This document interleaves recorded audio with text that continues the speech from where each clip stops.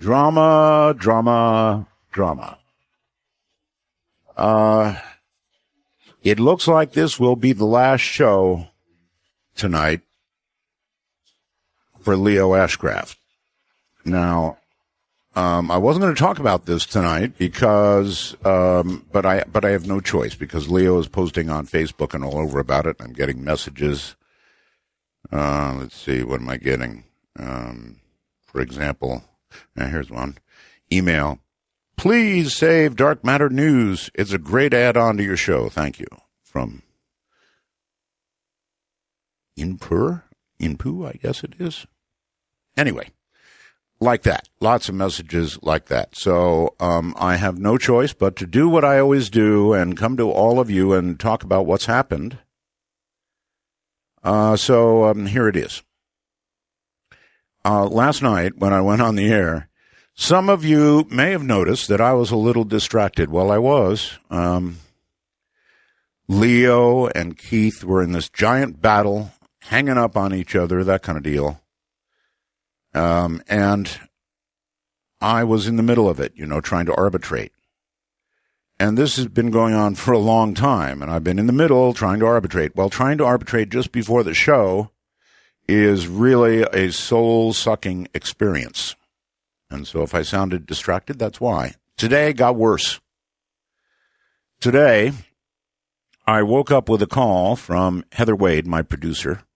Boy, what a job she does.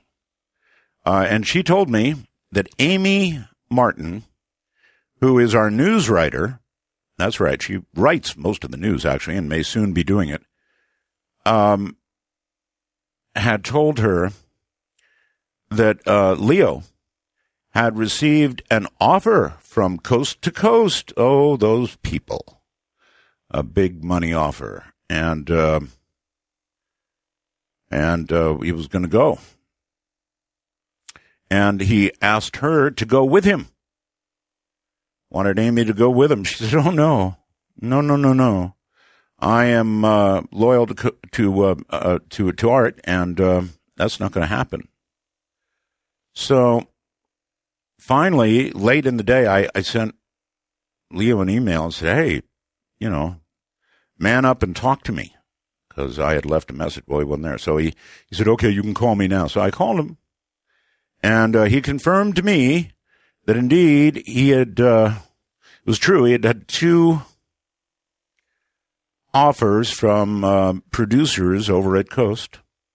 Hadn't accepted yet, but was quitting anyway because he was angry with Keith. He couldn't do it anymore, he said, and just no matter what, couldn't get along with Keith.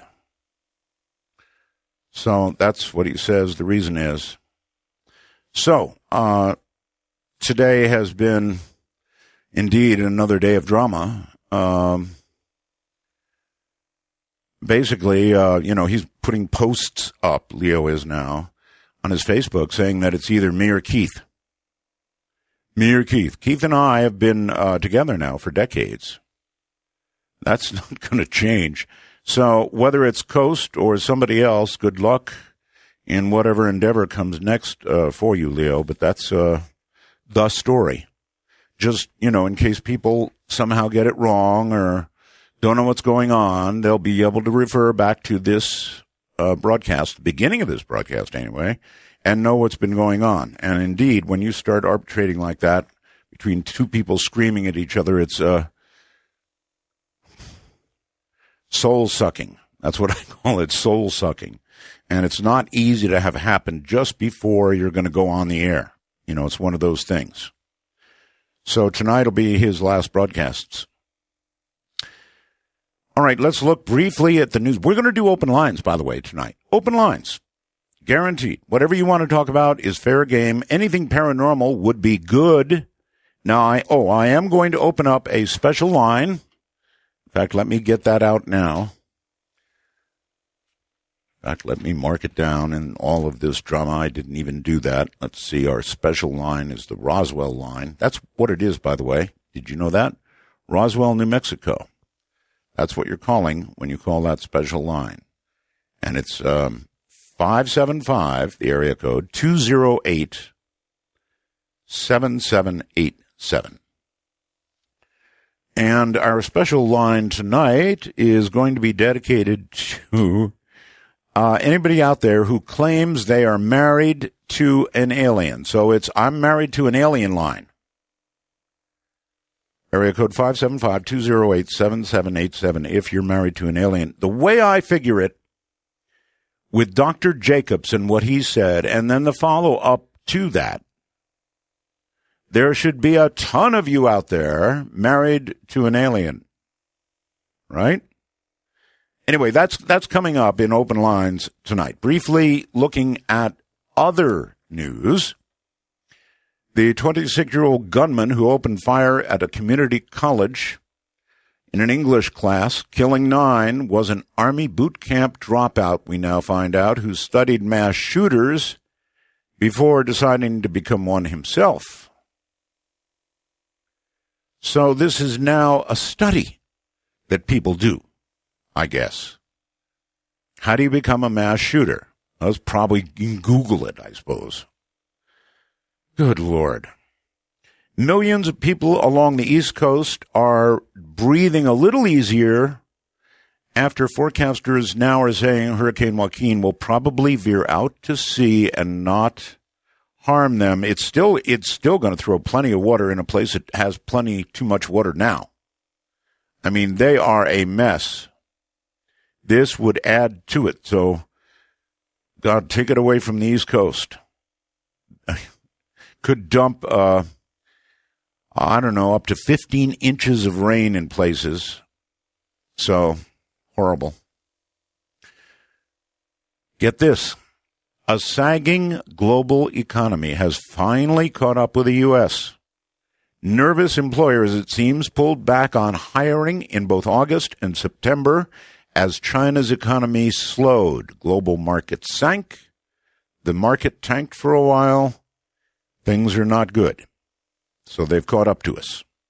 From theanomalous.com. The alien hunter shares a bizarre case from India. Case in which a woman claims to have been visited by what she calls the monkey people who left mysterious marks on her body, and also what she says is an implant, get that, right under her skin on the shoulder. Some thinks it looks like a compacted hair follicle. However, alien hunter explains that it is in biologic casing of some sort and will be tested. It was removed surgically, and they're going to figure out what it is. Isn't that weird? So, I'm anxious. I want that report. It's been an unusually busy week for UFO traffic in Texas, seems, for some reason, as bright flickering UFO-type objects were first spotted back in March in Houston. Is that right, Houston? And then the same lights have reappeared in the same area almost every night. This according to an eyewitness who has gathered so much footage, he is now going to produce a documentary on the lights. We'll have to call them the Houston Lights. So, okay. In a moment, when we come back, open lines. And as I mentioned, anything paranormal is fair game. Anything at all, really. Open lines means that. Open lines. So anything you want to talk about. And one special line for any of you who, and there must be many of you out there, according to Dr. Jacobs and according to others that have been on the show lately. It's been sort of a theme, right? We're being invaded. They are here, half human. How many of you think you're married to a half human? So it's the I'm married to an alien line. And one more time, it is area code 575-208-7787. We'll take a break. When we come back, I'll do my hated How You Call on Skype lecture, and we'll get underway with nothing but open lines all night long. Let's rock, shall we? Let's go to the phones first. And you're on Midnight on the air. Hi. That's right. That's okay. Hello. Hello. Going once, going twice, gone. Hi, you're on the air. Art? Yes. Art, I am right now. This is like a dream come true. I can't believe I'm actually talking to the Art Bell. I can die a happy man. I don't want to die anytime soon, but I can die a happy man. Holy moly. Hopefully there's more in your life to make you happy than a short conversation with me. My goodness, guy. I am so flabbergasted right now. I've been listening to you since I was like 15, so this is actually like you're like my Johnny Carson. And you're like 60 now, right? Oh, of course, Art. You know it. Mike, I've had two things that have been bothering me since you have left the place that will not be named. John Teeter and Bob Lazar. Yes. Any updates on either John Teeter or Bob Lazar? Well, one at a time. John Teeter has not been heard from by anybody. Number two, it is a popular misconception that I spoke with John. I did not. I think that was on the other show. And if he would like to talk to me, he's more than welcome to. In the meantime, we are pursuing other time travelers, and we've got some pretty good ones on the hook. So hang in there. It'll be coming up. Now, it was John Teeter and what else? Bob Lazar. Bob Lazar. Bob is a good friend. Has been for a long time. I'm sure he would come on the air if I requested him to, but here's the thing about Bob. His story never changes. And that is to his credit. So if I were to have him back now, I mean, he came on and did a long show with me in which he went through every detail of what he did at Area 51 S4, and that's it. I mean, yes, we could have him back, but it would be a kind of a replay of what we've already done. So his story doesn't change. Hey, Art, one last thing before I bounce from your lovely show. If one day your archives could be opened up, I know many millions of us would be absolutely dancing the streets for joy. Okay, we love you. Okay, we love you. Thank you very much. That's an impossibility. The archives are owned by what is now called iHeartRadio. And that's the old archives. Now, we have begun to build very substantial archives, I might add, on this program. So if you are a time traveler, you've already got hours and hours and hours and hours of archives, and we continue to build new ones every night. Let's go to Skype. And Stephen, hello. Hello, Art. How are you doing tonight? I'm doing fine, actually. Excellent. And speaking of the archives, I wanted to do a quick plug for being a time traveler. It was about last week. In the past 2 weeks, I've been extremely busy, and I fell behind on some of the shows. I couldn't get the chance to listen, and so I went to the archives. I loaded them up on a multimedia, like a little MP3 player, and then I played it in my car on a long trip. And let me tell you, it sounded absolutely amazing, and like the speaker system in my car, and it sounded like the whole radio experience. I know. The audio that we're able to produce when everything is right is astronomically good, and that translates, of course, to the archives. Hope you caught up on some good shows. What'd you hear? I did. What was the one? The last about the nuclear. I didn't get a chance to listen to the nuclear. Well, that'll cheer you right up. That was a very interesting show, to say the least. And I actually had one quick question to you, because I know a lot of people want to talk to you, but I had an interesting question for you that I don't think I've ever heard you mention. And the question is, now that you're back on the air, and I kind of want to ask you, how does it make you feel? Kind of talk about your legacy. Like, how does it make you feel to know that so many people are impacted by your voice alone? And just how does that feel? Like, what have you ever described that before? No, I haven't, but I'll try, Stephen. Thank you. Yeah, I guess I'm at the age where people begin talking about legacies, right? You're a legend and all this stuff. I hate it. I hate that stuff. I really do. I am still creating, so I guess that would be my answer. My legacy is not to be written yet because I am still creating, and I guess I'll be doing that all my life. So I speak not of my legacy at this point, nor the legendary stuff. I appreciate it all. It's very nice, but I am still creating. Let's go back to the phones and say, hello there, you are on the air. Hi, Art. This is Flas von Florida. I'm listening on shortwave, WTWW, on 5085 kilohertz. Great signal comes most of the nights, but, it is nice to get on the computer a couple nights, and when I did that, the sound quality was audio stereo, very nice, and I wish I could do it all the time, but I just don't have internet connection, where I spend a lot of my time on the Continental Divide doing astronomy, and because of the dark skies and the proximity to the VLA, we don't have very good internet connectivity there. But I have been exploring this Martian cliff-dwelling creature, which was photographed by four photographs. Yeah, that's a hell of a photograph. Hold on, sir. If you know what, if that's a rock, then I'll eat it. I don't believe that's a rock at all. That's some kind of creature. I think I knew you'd say that once you studied it.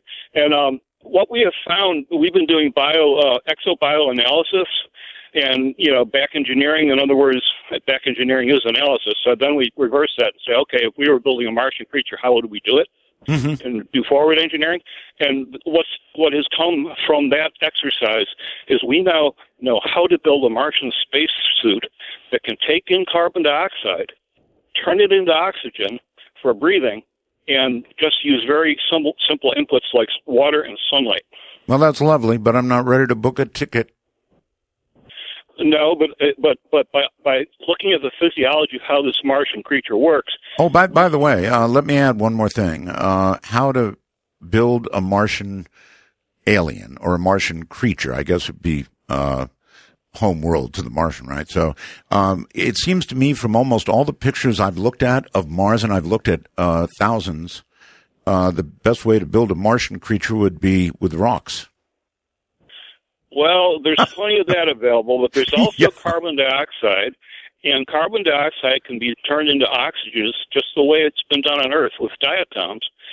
We've got, I think I sent you some links to pictures of diatoms on Mars as well as of the creature itself. And the diatoms is what generated the oxygen on Earth. We used to have an atmosphere that was rich in carbon dioxide, just like Mars, and a lot of nitrogen and carbon dioxide, nothing to breathe. All right. Well, listen to me. If you're really serious about this, in my opinion, sir, what you should do is immediately get hold of NASA because you'll make a lot of money. I don't know if NASA's figured it out or if this is new technology. Sounds new. And so if you really can do that, then by all means, my goodness. Yes. Definitely. Let's go to Oklahoma City. Hello there. Hello. Yes, sir.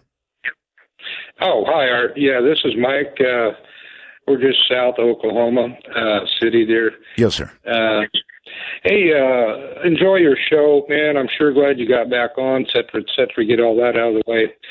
I've had some very close encounters with UFO craft and the beings. Okay, well, you know what, sir? You're on my I'm married to an alien line is what you're on. Oh, I have this down as your Roswell line. You said 575-208-7787. Yeah. Mm-hmm. Yeah, Isn't that your Roswell? It is, but that's my I'm married to an alien line. Didn't you hear me at the beginning? Wouldn't you know it? So, are you married to an alien? No, sir. All right. Well, I'm sorry. I've got to enforce the rules or it doesn't work. Thank you for the call. I apologize. But really, the rules is the rules. Sorry about that. Let's go to Mike on Skype. Hello, Mike. Hey, how are you doing? I'm doing fine. Hello. I want to tell you about something that happened to me. I used to grow tobacco down near Port Burwell, on the shore of Lake Erie, about a mile from Lake Erie. Yes, sir. And there's a small graveyard there. Yes. And everyone wonders where a lot about, and they see things. And the people that work at the nursery say they see a hearse go down the road and then disappears in front of their eyes while they're driving down that road. So you mean like ghostly things? Yeah, and the horse-drawn, those horses. Yeah, this is crazy. That's more like some kind of a time slip or something, huh? Yeah, well, yeah, and all over my farm, people are seeing shadow people and stuff from that time. When we were hoeing tobacco one time, we were hoeing tobacco down the field, and then all of a sudden we see these people going into that graveyard and putting flowers on the graves. Is the graveyard on your farm? Yes, it's on our property. Well, see, there's your first problem. Probably it's not good to have a graveyard on your farm. Well, it's not our choice, Art. Well, I understand. I think it's called the Berean. I could look it up for you. It's Wolfman here, so I can get back to you on that and give you the details. Okay. I'm just saying, graveyard. Anyways, one time I was walking down that road at night because it spooks everyone out, right? So yes. Wow. Okay, this is the thing that I want you to hear, Art. Okay, go. I saw, okay, this is strange. I'm going to go right into it. Please.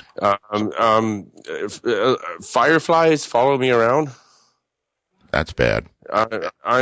They give me power. You got to really hurry, sir. We've got news coming. Okay, anyways, the fireflies were in the trees. They were following me. I went to the fireflies. All of a sudden, this thing comes out. I said, "Show yourself." I knew there was something there, and a firefly comes out in front of my face and then blows up into a 2-foot sphere of light. Holy mackerel! And I don't understand what that is. I'd like you to look into that. I've never heard anyone else talk about that, but this is what happened to me. It scared the shit out of me. Okay, I ran now, sir, you can't. house. What did I say about bad language? I'm sorry, Art. So a firefly. It scared the crap out of me. Okay, I'll let that go. So a firefly blew up into something 2 feet wide. Is that right? Yes, 2 feet wide in front of my face. And I could feel the sentience coming off of it. Yes. Well, next time you're going to want to swat it faster. Well, I had a staff with me that I carry because of wolves and creatures, because it's way out, it's in the boonies, right? But you can't hit a fly with the staff. But the staff didn't make me feel comfortable. I ran as fast as I could. See, I would have done the same thing, sir. Okay, thank you very much for the call. We're up against the news here.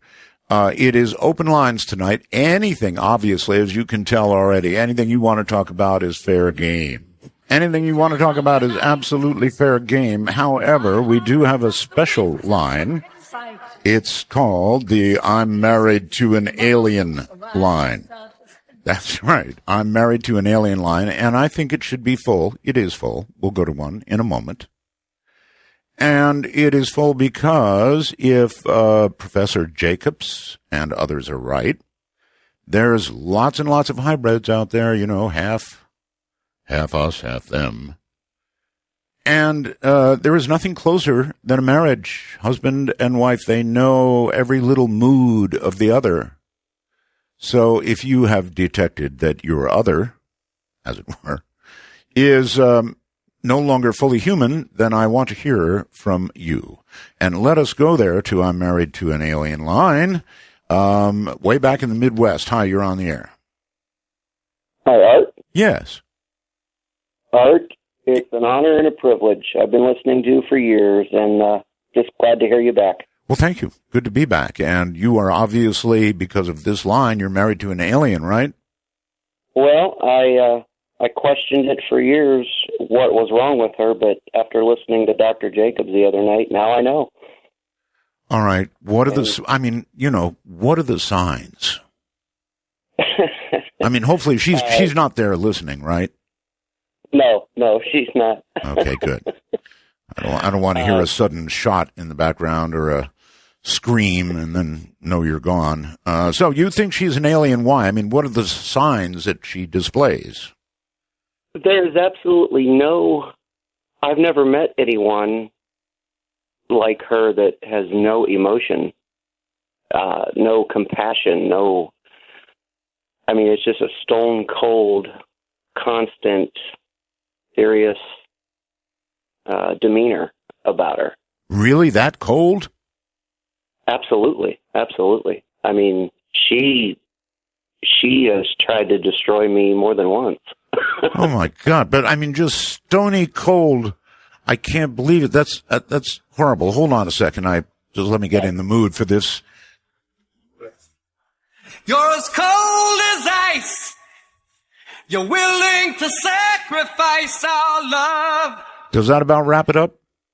That's the theme song right there. Yeah. Absolutely. Yeah. Oh, that's horrible. I mean, she probably wasn't that way in the beginning, or you wouldn't have married her, right? That's correct. And as soon as, I'm sure you've heard those stories before, as soon as you say I do, then all of a sudden everything changes. And honestly, I for years, I couldn't believe anyone could be like this. But I mean, she obviously has to respond when you speak, but it's kind of like a cold. I mean, how would you describe her voice when she talks to you? It's sort of a. Oh, it's monotone. It's the eyes. I mean, people that. I will do as you ask, honey. No, it wasn't that either. You will do as I ask, honey. You will do as I ask. And has it been ongoing that way for how long now? Oh, over 15 years. And if you disobey? There's been some awful things? Horrible things. We don't even want to talk about them here on the air, right? Exactly, because I will not fight back, so. So these are like scars that will be with you forever. Oh, I'm afraid so. So now Dr. Jacobs, sir, says that these are not friendly aliens, and I guess you're ready to confirm that fact. Absolutely, I agree 100%. My mother thinks that she's a vampire, but after listening to Dr. Jacobs, I think she's an alien. So not only your wife. Oh, God, this is unbelievable. All right, well, I wish Leo luck earlier. I really wish you luck, sir. Well, I appreciate it, Art, because you need it. I'm trying to distance myself, but I hope I can do it, fully get away 100%. God, awful. All right, sir, thank you for the call, and good luck. Thank you, Art. I appreciate talking to you so much. Yeah, take care. Now, that's a sad story. That's a really sad story. I'm not sure I can go on picturing him night after night after. Cody, hello there. You're on the air on Skype. Oh, hi. Hi. So actually, I guess I can consider myself one of the younger viewers of the show. I've been listening to you only for like a couple of years. I suppose you could stare at the computer, as you listen. So you're a listener, actually. Yeah. I mean, I've just actually the way I heard of you, I actually had to go through the old archives of your old Ghost to Ghost shows, and that's how I discovered you. That's right. And I just thought you were so much better than, I guess, the older show, as you would put it. So I want to talk about my dad. Before you do, would you like to express any, sympathy, compassion for the last caller? I'm broken up about that. Not much. I really have no say in that kind of thing. All right. Okay. Anyway. But my story kind of revolves around my dad. See, he's an electrician. Yes. And but in the past, he's had his own little experiences with the paranormal and stuff like that, with Ouija boards. He's had just little small trinkets of events that he couldn't explain, and he's told me all about them. But the one that always sticks with me is when he went to go work at someone's house, and because he's an electrician, as I said, and the people at the house seemed to be normal people, but he kind of picked up of, kind of weird stuff. Yeah, sure. He saw books about a lot of books on Hitler in some of the rooms, and a lot of weird bird masks. And he had to get to this one room to work on their fuse box, and they're we have to clear a bit of stuff out. So can you come the next day? And he's like, okay. So he comes the next day, and then he opens the room, and what do you know? On the ground is a giant pentagram. So, yeah. So he's thinking, I just better finish my job and get the heck out of here. I'm trying to sit here and imagine what was in the room that they cleared out. Good God. Yeah, and then he had part of his job, he had to fish the wires through the attic. So he was going through the attic, and then as he was clearing the insulation, he found this little leather box. And it had this red wax stamp right in the middle with this symbol. He didn't know what it was, so he actually kind of just sat there for quite a bit of time just staring at this box, and he was like, should I open this, or... Probably not. Yeah, he decided, he was like, knowing my luck, I'll probably release hell on the world. Yes. So he just kind of, put it back underneath, finished his job, and got out. And, a couple months later passed, and then my grandfather came, and he handed him the newspaper. It turned out that house got raided by the police. Oh? Yeah, and, well, no, that's about it. It's just he didn't know what else happened. He didn't know what they were raided for? I guess just satanic ritual activity. That's not illegal. Remember, we live in the home of the brave. Well, no, land I'm in of the Canada, free. So you're allowed to do that stuff. Where do you live? Canada. Where? Canada. Toronto. Oh, Canada. Yeah. Oh, okay. Well, maybe in So in Canada, I don't know if they did any more illegal activity or not, but wow. I guess he never really heard about anything else. He never heard about any of if that box was ever found. But I always kind of just wondered what was in that box. So. Scary stuff, eh? Yeah, and before I just hang up, because it is a pleasure to talk with you, I think I have a recommendation for a future guest. Okay. Because you're into the whole Ouija board stuff, and No, there's this guy on I'm not. Yeah, I know, but I know there's this guy on YouTube. His page is called Live Sci-Fi, and all he does is just sit around playing with Ouija boards, and he records he also has a recording device, and he records what he hears, and he actually picks up some pretty scary stuff, so that's... Well, bully for him, but my estimation is one day they'll be picking him up in little pieces somewhere. I just think that's the type of guy you should get in contact with for a future show. Well, I'll think about it. Thank you. All right, thanks. You have a good night. So the little box virtually said everything but Pandora on it. Oh, God. Don't forget, folks, if you think you're married to an alien, and he or she is not within earshot, difficult at this time of night, I'm sure, call I'm Married to an Alien line at area code 575-208-7787. The last story was gripping and scary beyond all belief. Remember, she told him, essentially, she is in charge. You will do as I say from this moment on. Right after the vows. Hello there in Washington, I think. You're on the air. Hello, Art. How are you doing? I'm doing fine. Where, in fact, are you actually? I'm in Washington, D.C. Art, I have to tell you, I've been followed by the presence or the spirit of my grandfather for a long time. How do you know it's your grandfather? The things that I've talked to my mother and my aunt about their life. Yes. But only he would know. And I know it's my grandfather because my grandfather used to build houses, and he built the church back home in North Carolina. And I'm building in my mother and my aunt's house right now. And are you able to see him? I can feel his presence. And Art, it's incredible because he tells me things to do. Like, I started my own publishing business with my fiance. And can I mention the name of it, Art? No, I'd rather you don't. I know you want the plug, but I'm sorry, but really not. Don't need to plug, Art. We're pretty good as we are right now. Anyway, so you okay. And he's told me things to do, and it's been, working consecutively. I mean, from the business to working with my mom and aunt. I know it's my grandfather. I can feel his presence, and sometimes I can even smell his tobacco. Oh.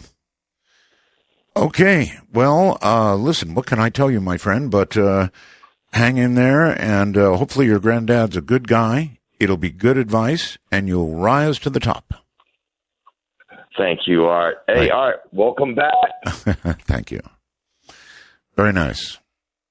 I'm married to an alien line, I believe in New Orleans, Louisiana. Hello. Hello there. Are you there? Oh, you are there. Okay, good. Oh, I'm sorry. I was talking to you for a second, but you must not have heard me. I was talking to myself over here. Yeah, sorry about that. You're in the New Orleans area, right? Yes. Married to an alien for real? Yes, I actually am. Okay. All right, let's go through this. I mean, when did you realize that your wife was, well, one of them? Okay. Well, you see, here's the thing. You don't really. Okay. It's not like I married a gray alien from the sky that she crash landed and it was like E.T. I know. Listen, according to Dr. Jacobs, they look absolutely normal. Well, here's the thing. This is more normal, not the whole Marion part. I mean, well, that's normal too, but there's a lot. I'd say about 30% of the population, more or less, is tears or aliens. It's been going on forever, Art. And the fact of the matter is that I ended up marrying one, and I found out after the fact. I mean, in other words, you think she was converted after you married her? Well, here's the thing. She's nice. I'm not going to say my wife's name, Cynthia. No, don't. Sorry. Oh, you just said it. Gosh. Okay. Anyway. Do you want to terminate this call before you get in trouble? No. All right. Then tell me about her. Okay. Here's the thing.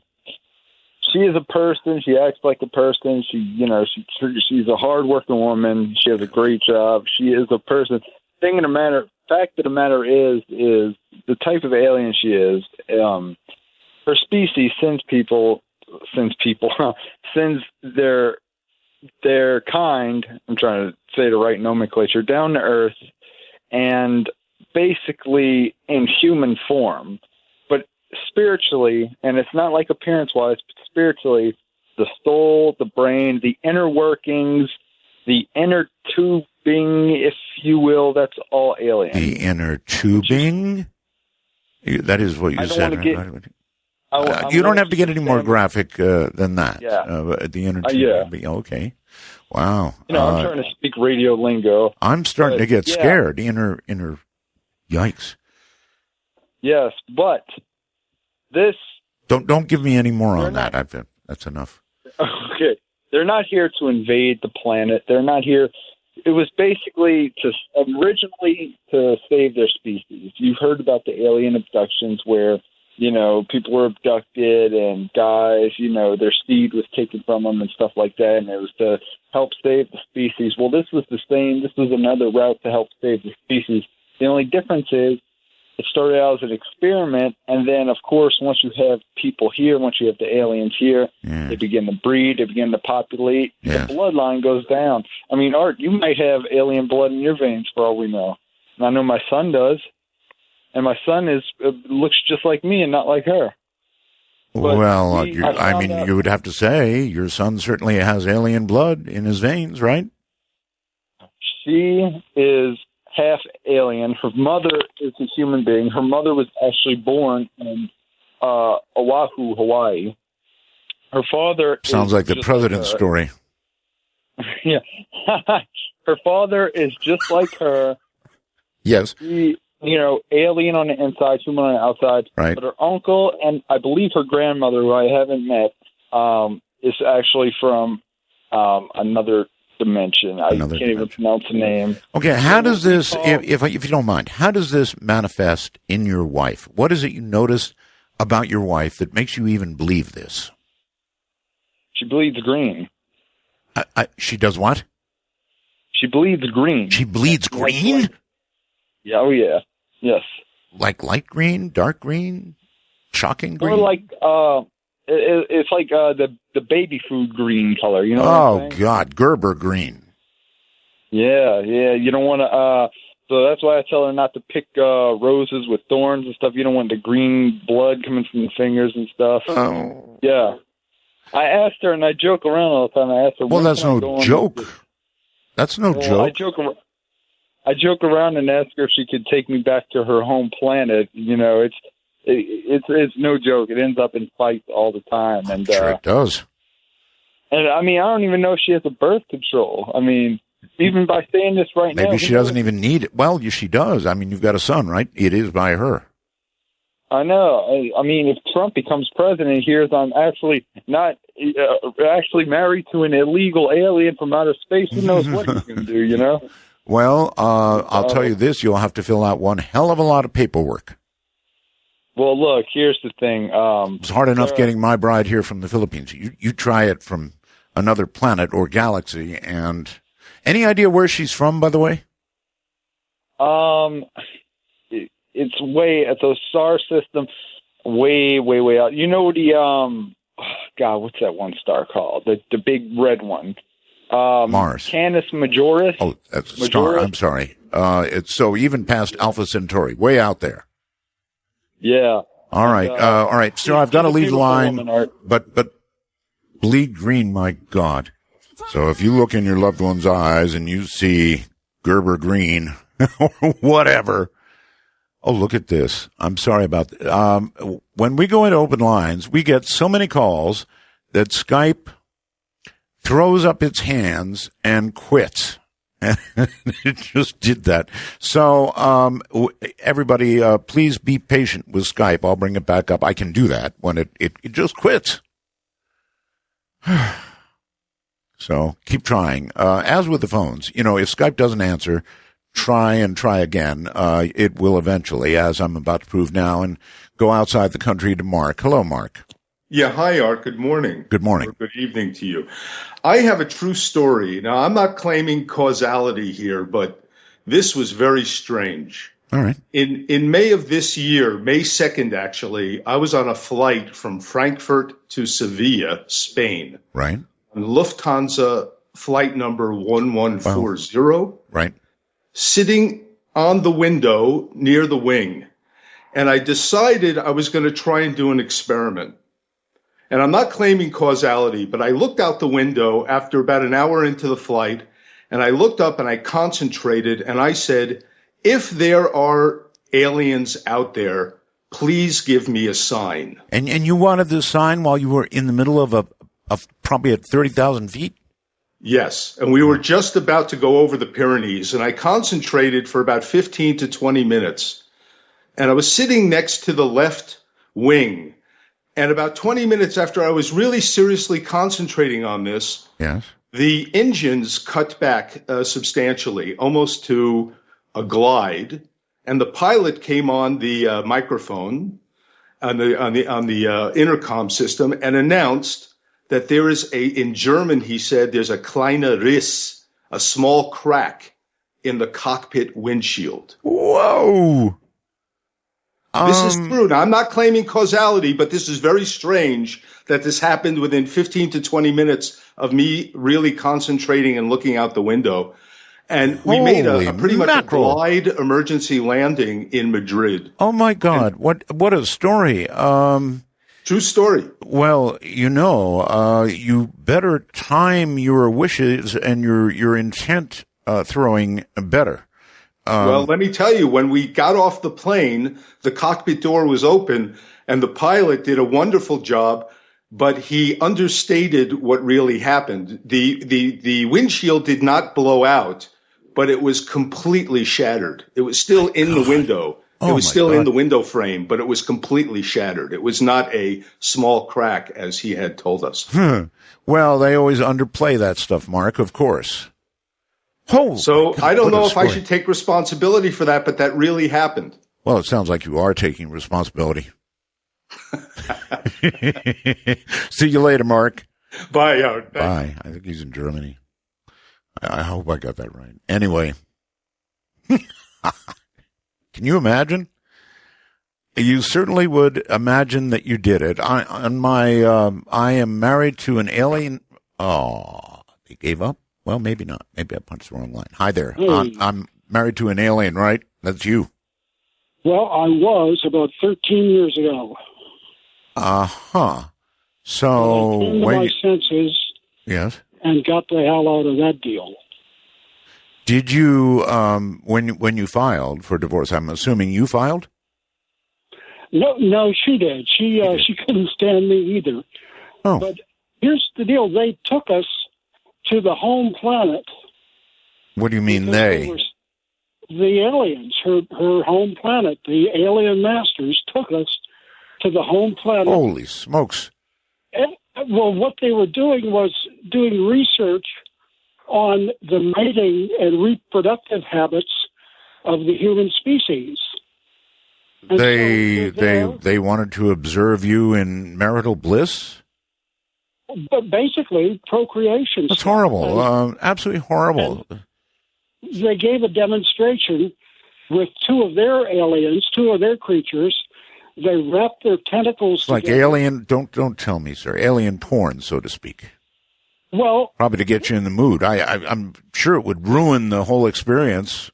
I mean, tentacles. The weird thing is, it only lasted about 8 seconds. They shuddered and vibrated a little bit, yeah. And then the female alien's back opened up, and a baby popped out, a baby alien. That quick? And then they said, "Well, wait a minute, that fast?" Yes. And they said, "Well, how do you mate on Earth?" So we, hesitantly did it, and they got kind of a look. I don't even know how to ask this, but I've got to ask. When requested to do such a thing, after being taken to another planet with a bunch of aliens standing around, probably rooting you on, or whatever the alien equivalent of a root is, how could you do that? I mean, well, Art, obviously we did it for science. We did it. Oh, really? Yeah, but not our science. It's their science. Oh, yeah. But the thing is, they got a puzzled look on their little alien faces, and they said, "Well, where's the baby?" And we explained to them that on Earth 9 months. 9 months. 9 months. And so I'm curious, sir, 9 months later, what happened? Well, we didn't stick around. They apparently weren't very impressed, and they kept wondering why I was kind of hurrying there toward the end. But so, did you have a child with this alien? No, it turned out I was shooting intergalactic blanks. But intergalactic blanks. All right, sir. You could not have done a better job. Thank you for that call. Married to an alien. And I'm not going to repeat the rest of it. That was truly uber, wasn't it? Let's give Michael a try on Skype. Hello, Michael. Hello. How you doing? Can you hear me all right? I hear you fine. Michael, do you have any comment on the concept of intergalactic blanks? Intergalactic? Never mind. It was just a joke. What's up? Well, I'm the guy that sent you the audio on your video on your dream. You're the one who put that together. Yeah. That is so cool. It is so cool, Michael. And anybody who has not seen it, Keith, back up to the top of the site with it, please. Keith will know what I'm talking about. Put it back up to the top of the site. This is Michael, who put together the animation of my dream of encountering an alien saucer while I was in a bus.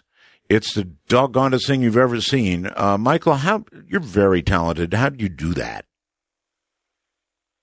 Well, I've been doing 3D animation. It's just a hobby for about 3 years, or for about 10 years. And I always listen to your programs, and I heard your story about the dream, and I thought, I'm going to make an animation about that. Man. And I sent it to Keith, because I can't, post it. I sent it to Keith. So, and I said, if you like it, you can post it. And all right, let me give you full credit. You want to give your last name on the air? Mike Gingrich. Michael Gingrich, right? Gingrich, and you deserve the credit because, man, that thing is awesome. So now it's back up at the top of the page, Michael, and everybody can go over to artbell.com right now and take a look.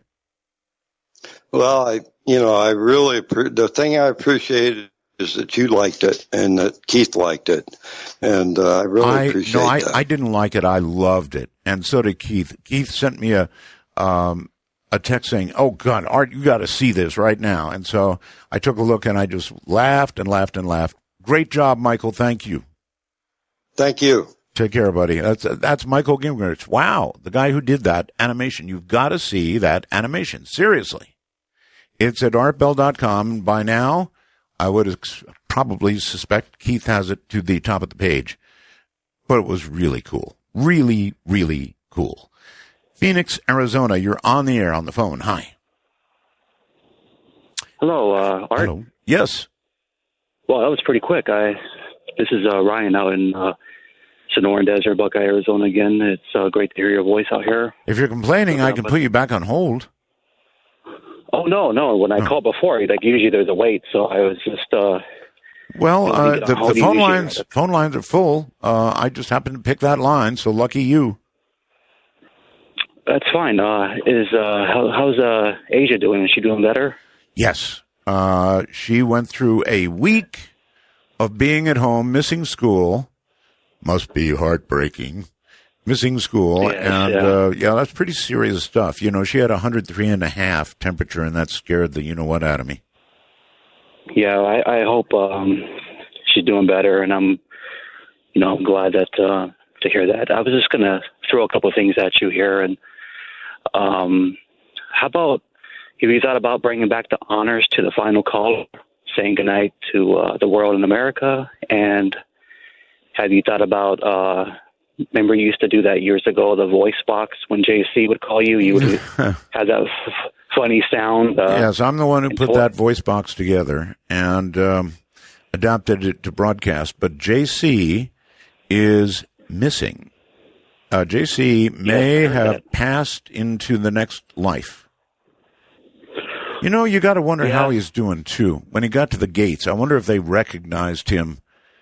Oh, you're our guy. You were the one calling Art Bell, right?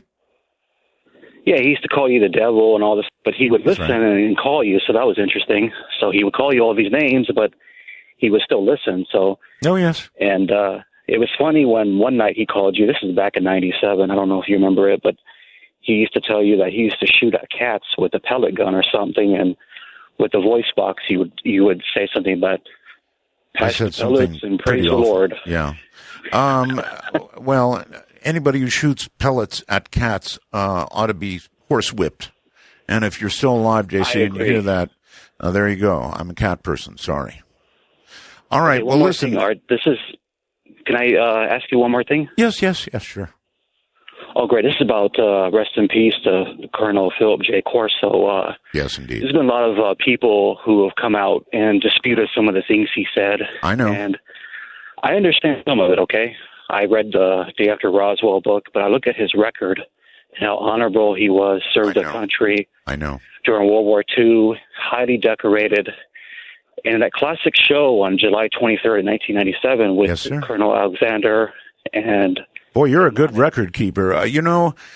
Here's what I would say. I would say that the way he laid it out seemed logical to me. In other words, if you were going to integrate alien technology from a crash, that's how you would do it. You would parcel it out slowly to industry and defense, and that's how you do it. So it made sense to me. And wash your hands from it and let the companies take credit for. You've got it. The thing that was about that show, which was crucial, is that Alexander backed up what he was saying, where he was at, his record, his. That's right.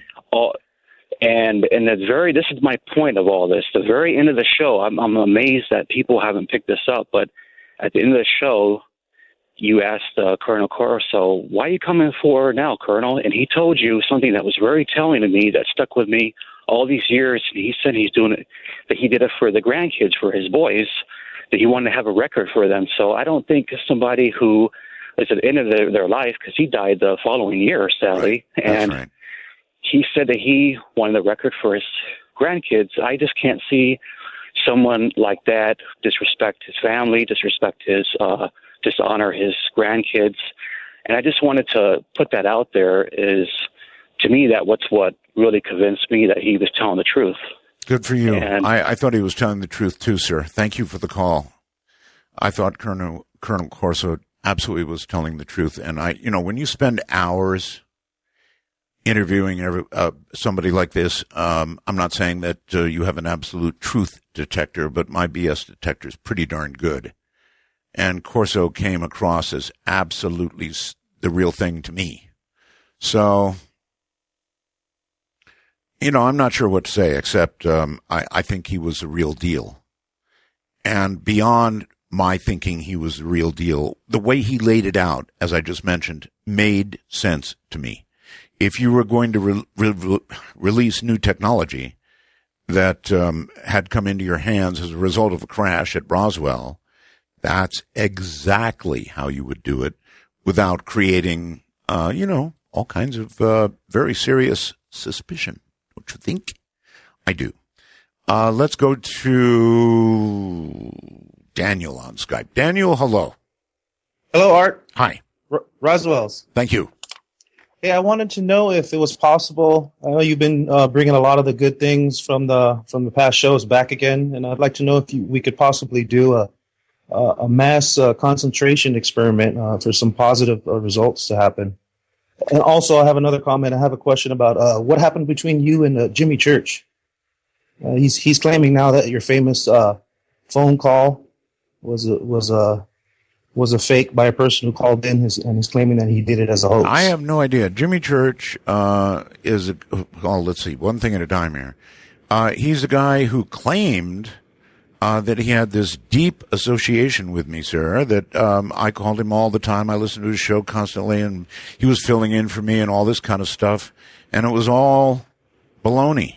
I had talked to him one time in my life, and one time only on the phone in a group call.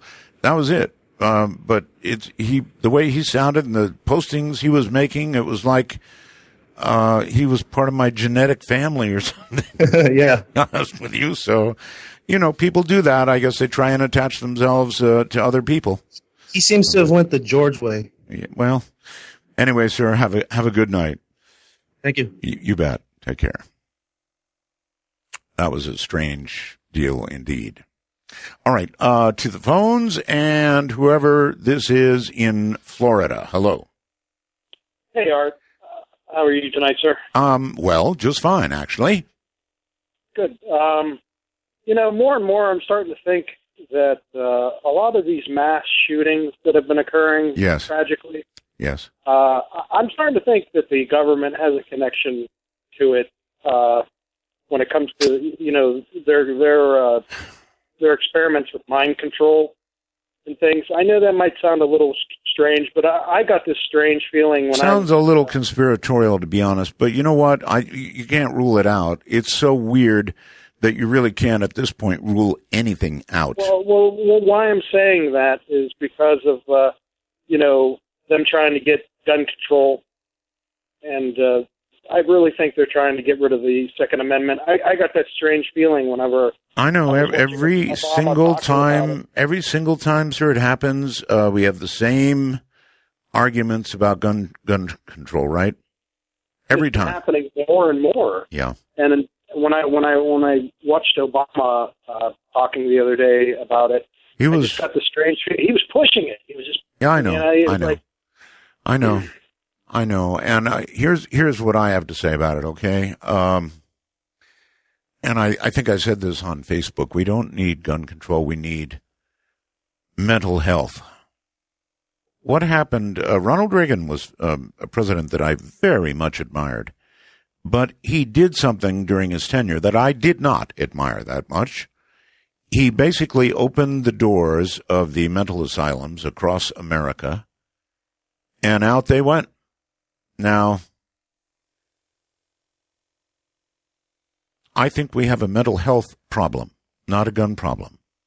Guns are just things. People are the ones who decide to use them, and a decision to use one randomly, as in going into a school and shooting up a bunch of people so if that quote was accurate, you can be in the news, that's crazy, isn't it?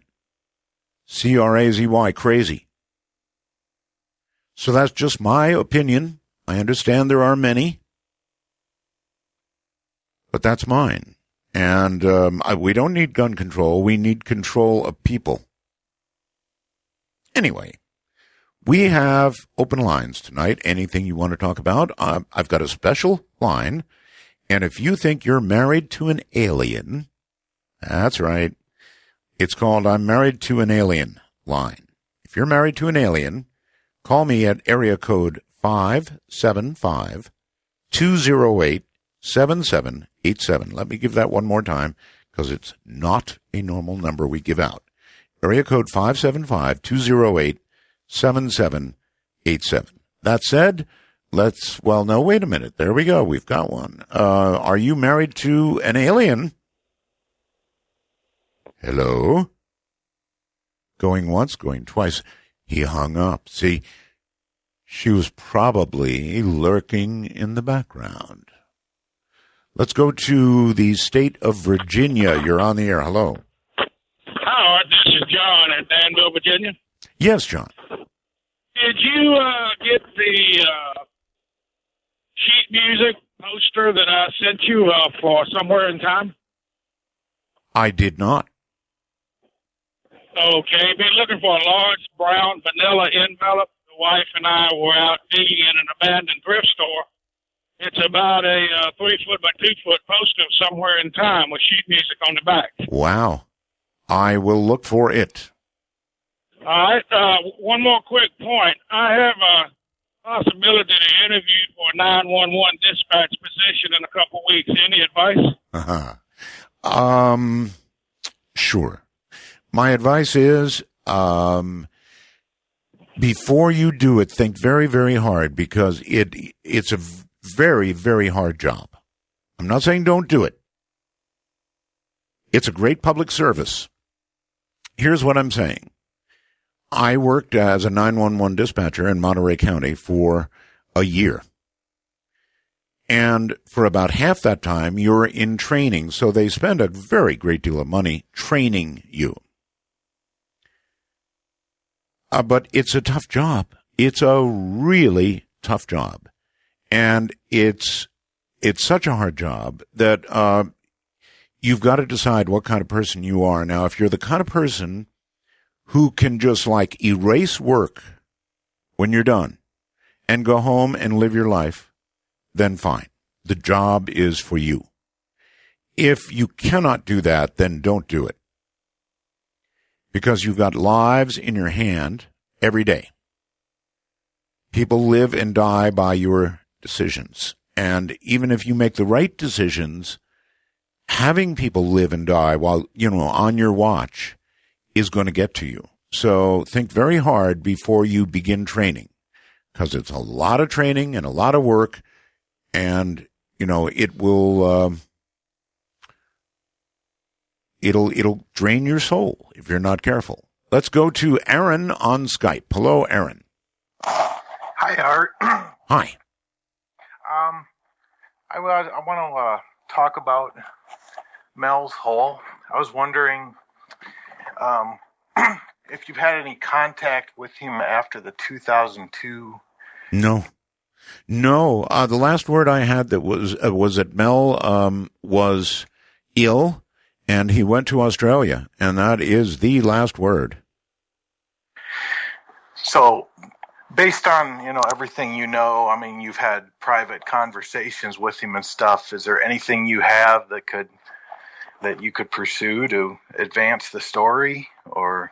Well, there are some recent photographs of what is said to be Mel's Hole. Now, I don't know if it's true up near Ellensburg. I don't know if it's true or not. But I do have somebody looking into Mel's Hole. I don't want to go too far into it, but the answer to your question is yes, I'm pursuing info. Yeah, actually, I sent you an email a couple months ago, with a picture that I took from the street in Ellensburg. Yes. It was actually, you posted it on the website. It got like 6,000 views. Uh-huh. So, was that, in your opinion, Mel's Hole? I don't know. It's really strange on Google Earth. It's like this area is like all like plowed in a circular pattern, and there's like a hole like in the middle. And measuring it on Google Earth, it's about 9 feet in diameter, like Mel said. I went out there and just took a picture from the road. I didn't want to trespass on. All right. Well, look, keep me informed. And if you do any investigation, please contact me right away. That's all I can say. And I do know a little more, but I don't want to talk out of school here. Outside the country, Jaffe, I believe it is. Hello. No. No? Oh, are we live, Art? Well, yeah, sure. When I say you're on the air, when I say something like you're on the air, that has meaning.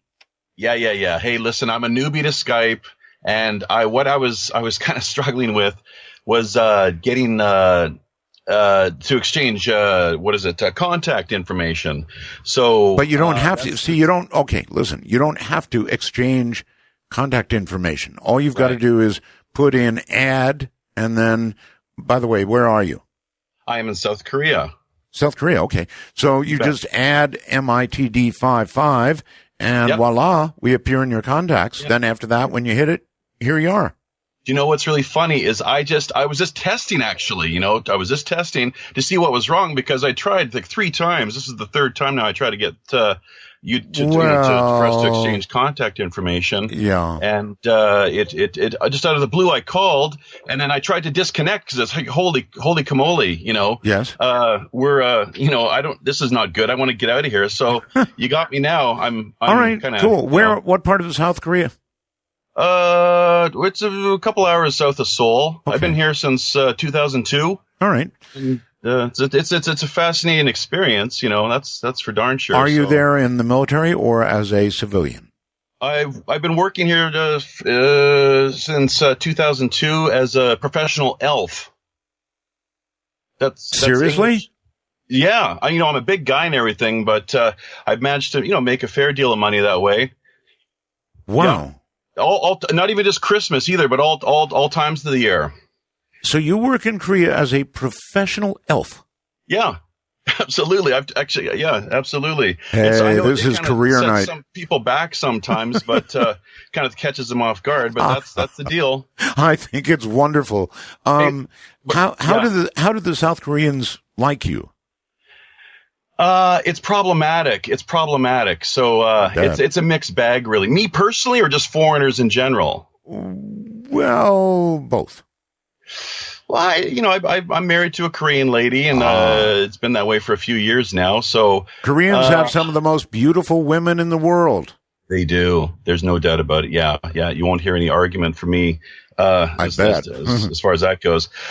But let me tell you, I'll let you in on something here, Art, before you let me go. Professional elf, English language facilitator, trademark it, baby. It's a joke. I got it. Pulling your leg. Yeah, I got it. All right, thanks. I got to go. Take care. Professional elf. Yes. He wouldn't argue with that, would he? We have a very special line tonight. I'm married to an alien line. If you think you're married to an alien, and there must be many of you, and I understand your reluctance to talk about it. In fact, you better be sure that you're alone when you talk about it. And you better be sure that your alien mate is not listening. Because, well, you know why. So if you're married to an alien, area code 575-208-7787. 575-208-7787. With that in mind, to that very line, and you are on the air. Are you truly married to an alien? Hello? Hello? It says you're on the air. Me? You. Oh, okay. Yeah, we talked earlier. You've got to be there when I say hello. Was the yes. Her grandfather was a foundling, which, like I was telling you, I'm not necessarily sure what the parameters of an alien is. Well, look, you don't call up a radio program that's looking for people who are married to an alien if you're not sure you're married to an alien. Well, all chicks are aliens. But I didn't say that out loud, did I? So anyway, are you? Yes. I don't even Go ahead. know where to begin. I mean, I would begin at the beginning, and as I mentioned before I picked up the line, I'd make doggone sure that she wasn't listening to you. I know. I know. Yeah, she's in there watching Blue Bloods. She's watching Blue Bloods, huh? Oh yeah. No. Everybody worships this person. She's By the way, have you, sir, have you seen her bleed? No, not necessarily. No. Okay. And her skin is smooth, like no moles, none of that nonsense. So, what about her eyes? Dark. Dark, huh? Foreboding? Black, almost like black. Yeah. Black eyes. Really? Don't you sometimes go to bed and look over and go, ooh? Yeah, exactly. Exactly, huh? Yeah, when she whopped me with a pillow or adjusting herself or getting too hot. I've been touched by a hand that was about 200 degrees at night. Really? But yeah. At 200 degrees, you would be scorched. Yeah, I might have exaggerated that one, but okay. So she's hot stuff. Yeah. All right. Listen, I'm going to terminate this. Thank you. I don't want you to One question for you before we go. Yes. If you don't mind. Yes. I'm sorry for wasting everybody's time, but what happened to Ted Rice? Who's Ted Rice? The Cosmic Connector. Who's Remember he? him? No. You don't remember? No. He was one of your... One of my what? Sort of your competition, but not really. He had a television show about... Oh, I never saw it. Years ago. You never met the man? No. That's crazy. Never even heard of him. But Billy Goodman, but other than that, thank you. Okay, Thank you you're very welcome. Sorry, I just don't remember him. Unless that was a pseudonym. I think I might have heard Billy Goodman at the end. If I did, yes, indeed, Billy Goodman was a competitor of mine and a friend too. Billy and I stayed in touch years and years and years later.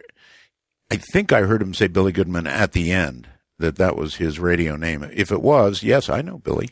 Knew Billy, I'm sorry, he's passed away now, but he did a show very much like this one in Las Vegas at the time I did it. I think he's still on the line. Is that who you're talking about? Yes. Billy Goodman? Yes. Oh, heck yeah, sure, of course. With Gloria Euphoria? Absolutely. Was a great guy. He and I had a lot of fun together, so, yeah. Huh. I'm sorry he passed away. Again. Yeah, sorry he passed away, and he's very much missed. But he picked up on the same kind of stuff that I was doing back then. And that's a lot of years ago in Las Vegas. That brings back memories indeed. Let's go to, I think it is Krista. Is that correct on Skype? We're through. Krista? Hi. Hello there. Hi. This is Stan and Krista from Esperance, Washington. Welcome to the program. Hi. Thank you, Roswell's, and this is Sten J on Bell Gap. My wife has a story about a ghost that she encountered that she's going to tell you about. All right. So you made the call, and then she gets to do the talking. I'm coaching her through it. I've been listening to you for years, and she's a newbie. Well, I grew up listening to you, actually. Really? Yes, I grew up like through my grandparents. My grandparents listened to you, and I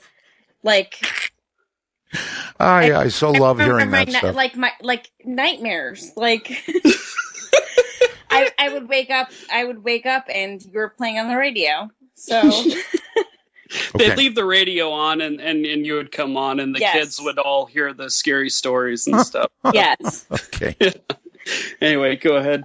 No, so I when I was in junior high, we went to we went to whisper it. Charleston. We went to You know what? You're really nervous, aren't you? Yeah. I am. All right, just relax. Take a nice deep breath. When you were in junior high, you went to, it sounded like Charleston. Is that right? It was in the South. We'll Charleston is a beautiful city. All the old buildings. It's yes. Gorgeous. So we went to Charleston. Okay. We went on this ghost tour, and it was my very first experience with a ghost? With anything ghost related. Okay. And then what? Anyway, as she was walking along during the ghost tour, she felt something tap her on the back. Okay. And as she turned around, I'm trying to help her along. She's very nervous. There was nothing there, but there was a candle that appeared to be lit that nobody else saw. There absolutely nobody else saw. Okay. So it was basically a ghost candle. And supposedly in this specific house, that was what happened. People would see this specific candle being lit, but okay. You said you were on a tour, right? Yes. So there were others there. There were other people. It was a group of other middle school students, and everybody with you did not see the candle that you saw. Is that correct? There was one other person that I talked to after the fact that saw this candle being lit. Uh-huh. But nobody else actually saw the candle lit. So she had somebody, a witness to this. It wasn't just her. Well, I wonder why just two when there's so many. Why only two would see it, especially when it was, like the legend of the place, right? Yeah. We were also, so the girl that actually experienced this, she actually also felt a tug. A tug? She was the only other person that I spoke to in my specific group that felt a tug on her shoulder. Wow. Were you guys in the very back or something? We were. Yeah. Okay. Well, there you go. All right. Now I've got a question for you too. All right. You're in the same room? Yes. So as you look at each other, really examine each other, is there anything somewhat alien about the other? I don't know. This is not a joke. My wife might have a more interesting answer to that question than I would. All right. He definitely. No, spill it. Go ahead. Let it out. He definitely has he's definitely much more open to the prospect of aliens and ghosts. Well, that doesn't. I try mind control, Art, and it doesn't work. That's the only problem. I think I can debunk that. Well, when she tries it on you, does it work? Yes. Yes. See, there you have it. All right. Yet another happy couple, human and hybrid. You two have a wonderful night, and thank you for the call. You too, Art. Thank you. I love it. Let's go to the phones. You're on the air. Hello. Hello? Yes, hello. Hey. Hey. Can you hear me? I hear you. Okay. Yes, I'm hoping that you'll have David Jacobs back on again. Depend on it. Yes.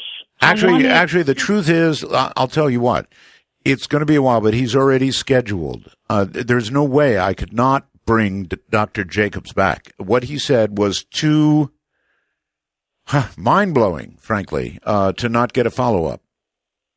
Well, see, I wanted to say something about what he mentioned about people having telepathy. Sure. I had some UFO experiences, and I met this very strange man after I had them. Well, not only could that person call me on the phone and tell me what I was thinking, I also watched them walk out of their own body into someone else's. And that I wondered if he could tell us whether or not anyone else had ever mentioned that. Well, it's something that you wouldn't keep quiet about, I would think. Somebody walking out of a body into another body. Yikes. So, yes, number one, he's scheduled. Number two, yes, you can ask him that.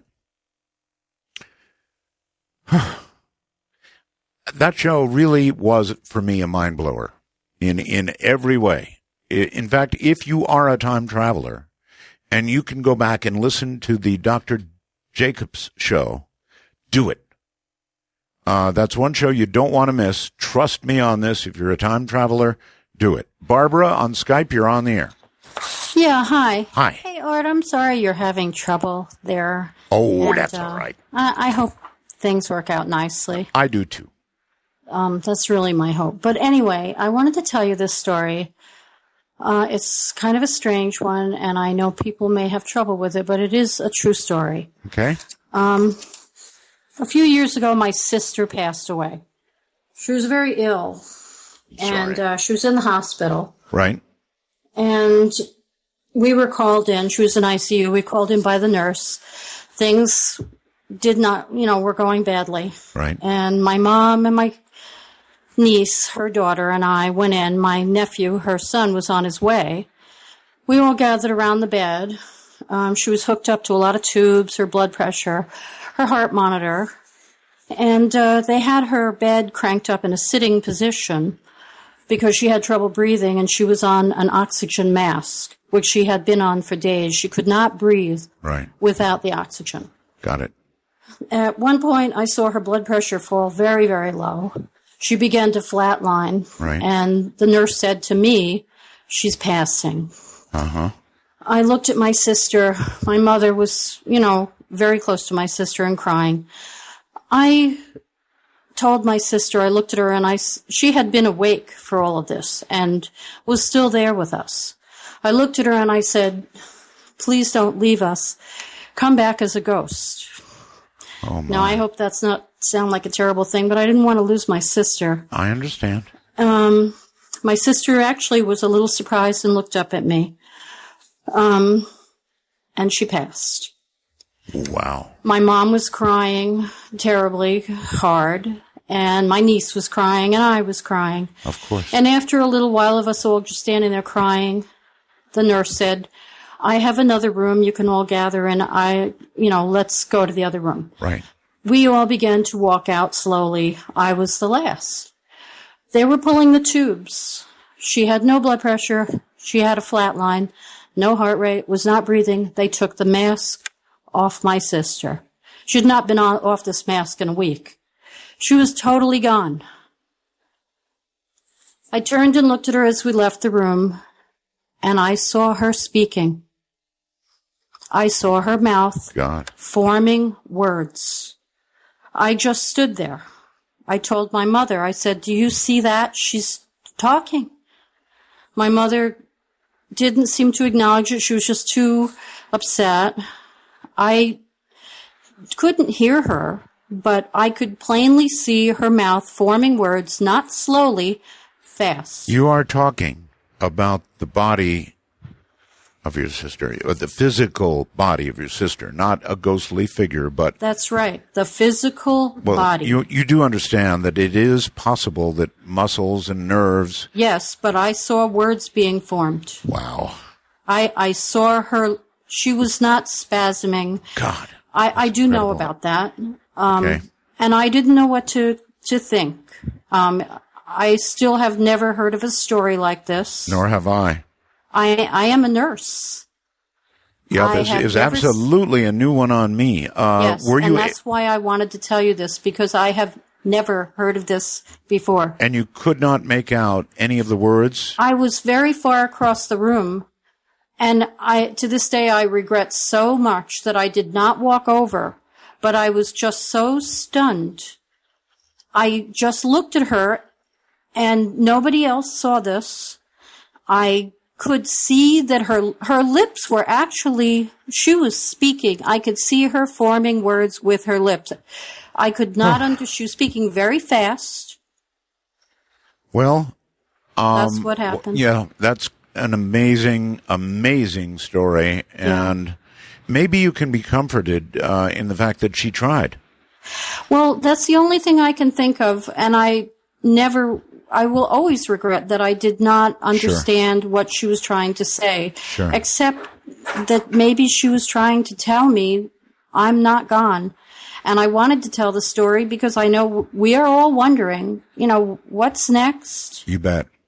And I'm telling the truth, and believe me, I am as sane as, can be. I believe you, and that's a and I heck saw of a that. story. Well, anyway, Art, it is nice to have you back. I've never gotten to tell you that. So thank you. It's wonderful. Thank you so much, and thank you for that story.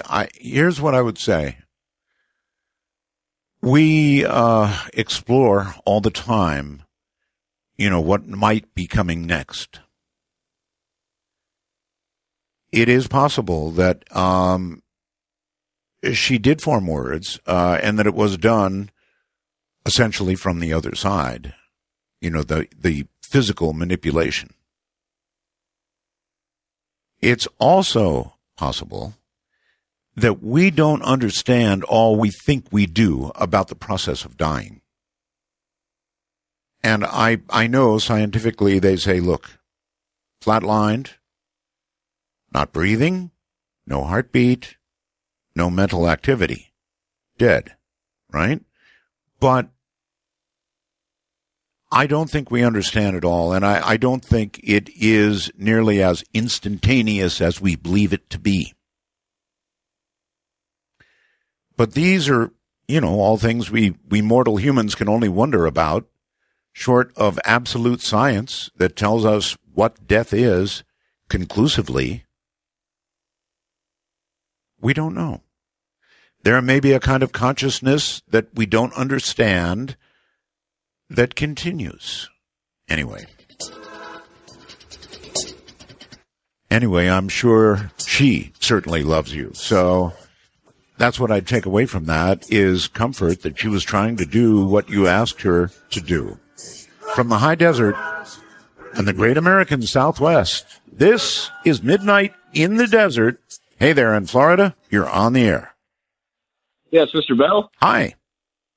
Hey, my name's Ryan. I'm calling from Pensacola. I just had a quick question for you. Sure. When you had your Dark Matter show, you had some EVP, like a team who did EVPs on there. Yes. I was wondering if you planned on having them back on. Well, we've already had them back on, and they're going to be on again, I believe, toward Halloween. So if you are a time traveler and you can listen to older shows, you want to go back and listen to the GIS show. We did that some time ago.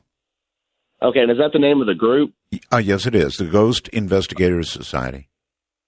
Okay, great. Yeah, that was just a really spooky show, and I was a trucker when I was listening to it. It really helped me pass the miles. I often wondered, sir, if you were out in the middle of essentially nowhere in a truck and you were hearing these voices like that, how it would affect you. It must have been weird. Well, I'd probably pull over and get some sleep if I started hearing voices like that. All right. Well, listen, thank you. We're going to have them back around Halloween, we believe. So there you go. Okay. Well, thank you. All right. Thank you very much. On Skype, I think it's Misty. Hi, Art. More than Misty. Misty and her husband. No, just me. Just you. Hello? I could sworn I heard a man's voice.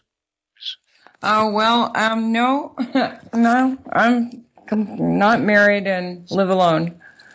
Okay, in that case, I would look around very carefully right now and make sure that there's nobody there. Okay, you're scaring me now. Go right ahead. So I've wanted to tell someone, or a lot of people, I guess, that would believe a story. I've told this story before, but always to like family members that are non-believers. Okay. But when I was 13, I started having memories of an abduction experience that happened to me and my family. And when I was about 4 or 5, the memories were traumatic and came back over about a 2-week period of time. And when I talked to my parents about the particular situation that I remembered, they validated that these folks were at our house that got abducted with us, and they validated some things, but they didn't remember the spaceship or any of that. And let me tell you this story really quick. I woke up to a bunch of commotion in the house. There was a younger couple that had been, my father was in the military, and this couple's were in the military as well. And they'd been playing cards when I got sent to bed that night. And so I woke up to a bunch of commotion, my dad hollering, just yelling and screaming coming out of the living room. And I come out of the hallway and I look, and my dad looks at me directly in my face, and I could tell that he forgot about me. The front door's open. Everybody's leaving and scrambling, and he's like yelling at me, get out, get in the car. And we go out, and my dad has a Malibu, which he confirmed that for me later because I didn't know that at the time. But we got in the car, and he used to race stock cars also as a side thing that he liked to do. All right. So we all jump in the car. The younger couple is in the back seat, and I'm in the back seat with him. And my dad tries to start the car, and it won't go anywhere. And they all know what's going on. And the only thing I really know at that time is that I wanted to take something from my bedroom or from the house with me, even though I didn't have it. I had wanted to, because I wanted to prove that this time that it really happened. So I think that it happened before. But I don't remember it before. I just know at the time I knew it had happened before. And the car wouldn't start, and the guy in the back seat says, let's get in my car, Ray, you drive. And so my father and we all scramble, and they have a little Volkswagen, and we scramble in, and I'm in the back seat again, and I'm sitting in this younger couple's lap pretty much, and Dad tries to start the car, and the car won't start. Right. And then everybody but me, just all the yelling and everything just stops. Everybody just turns off. And my dad gets out of the car, and then my mother gets out of the car, and then the couple that I'm on their lap, they're just like leaving me and bouncing me out, off onto the seat as they get out of the car. And I see my mother walking around the car, and I just really wanted to go with her. So I get out of the car and I start to try to follow her, and she's not there. And I look and I see my father's feet lift up off the ground, and he just starts floating into the air. And I look up, and my mother is very close to this huge spaceship that I can't see the sky. It's like above our house. And so you're saying they were in the middle of being abducted? Yes, and I was still on the ground, and I could see all of them going up into this ship. And I didn't know what it was. I didn't know it was a ship. I mean, it was just little, I didn't understand. Sure, I wasn't afraid. I did want to go with my mother, and I was having some anxiety about that. Of course. And then all of a sudden I felt these, like long fingers go around my waist from behind and lift me up off the ground. And I turned to try to see, what was behind me. And all I saw was if you could imagine what a astronaut's helmet would look like, only it was like reflecting. That's all I saw was like that mask. Gotcha. And it was reflecting. I could see it reflecting light. All right, we don't have a lot of time, so what happened? It touched me with something cold, on the back of my neck. And that was it. The next thing I remember, I woke up in my bed and I was just beating the heck out of my neck, trying to wipe this cold thing off. And your parents were back? Everybody was there. Yeah, everybody was there, including the couple that were asleep in the living room on the couch, which was like, that wouldn't have never have happened, but they were there. And my parents remembered that they were there the next morning as well. And nobody remembered any of this experience except you. They remembered that my dad had some car trouble, and that the couple that was there had car trouble, and they said that's why they spent the night. Wow. You know, if I were you, I would go and get myself hypnotized, I think, and try and find out if that's the truth. I mean, it's possible that as a youngster you form some kind of memory that wasn't real. I'm not saying it's a false story. I'm saying that it may or may not be a real memory. But if it were me and I had a memory like that, I'd sure as heck want to know if it was real. So there is that. You might think about it. Sharky, outside the country somewhere. Hello. Oh, hey, Art. Hey, where are you?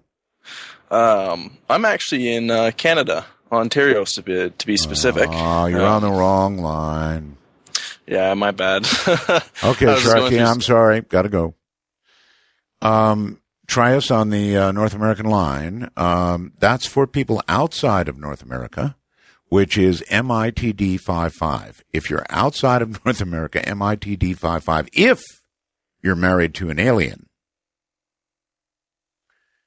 We've had some pretty good ones tonight. If you're married to an alien, then you can call I'm Married to an Alien line. And that number is area code 575-208-7787. I know I don't give that out enough. I'm sorry. When we have a special line, area code 575-208-7787. Hey, you know what?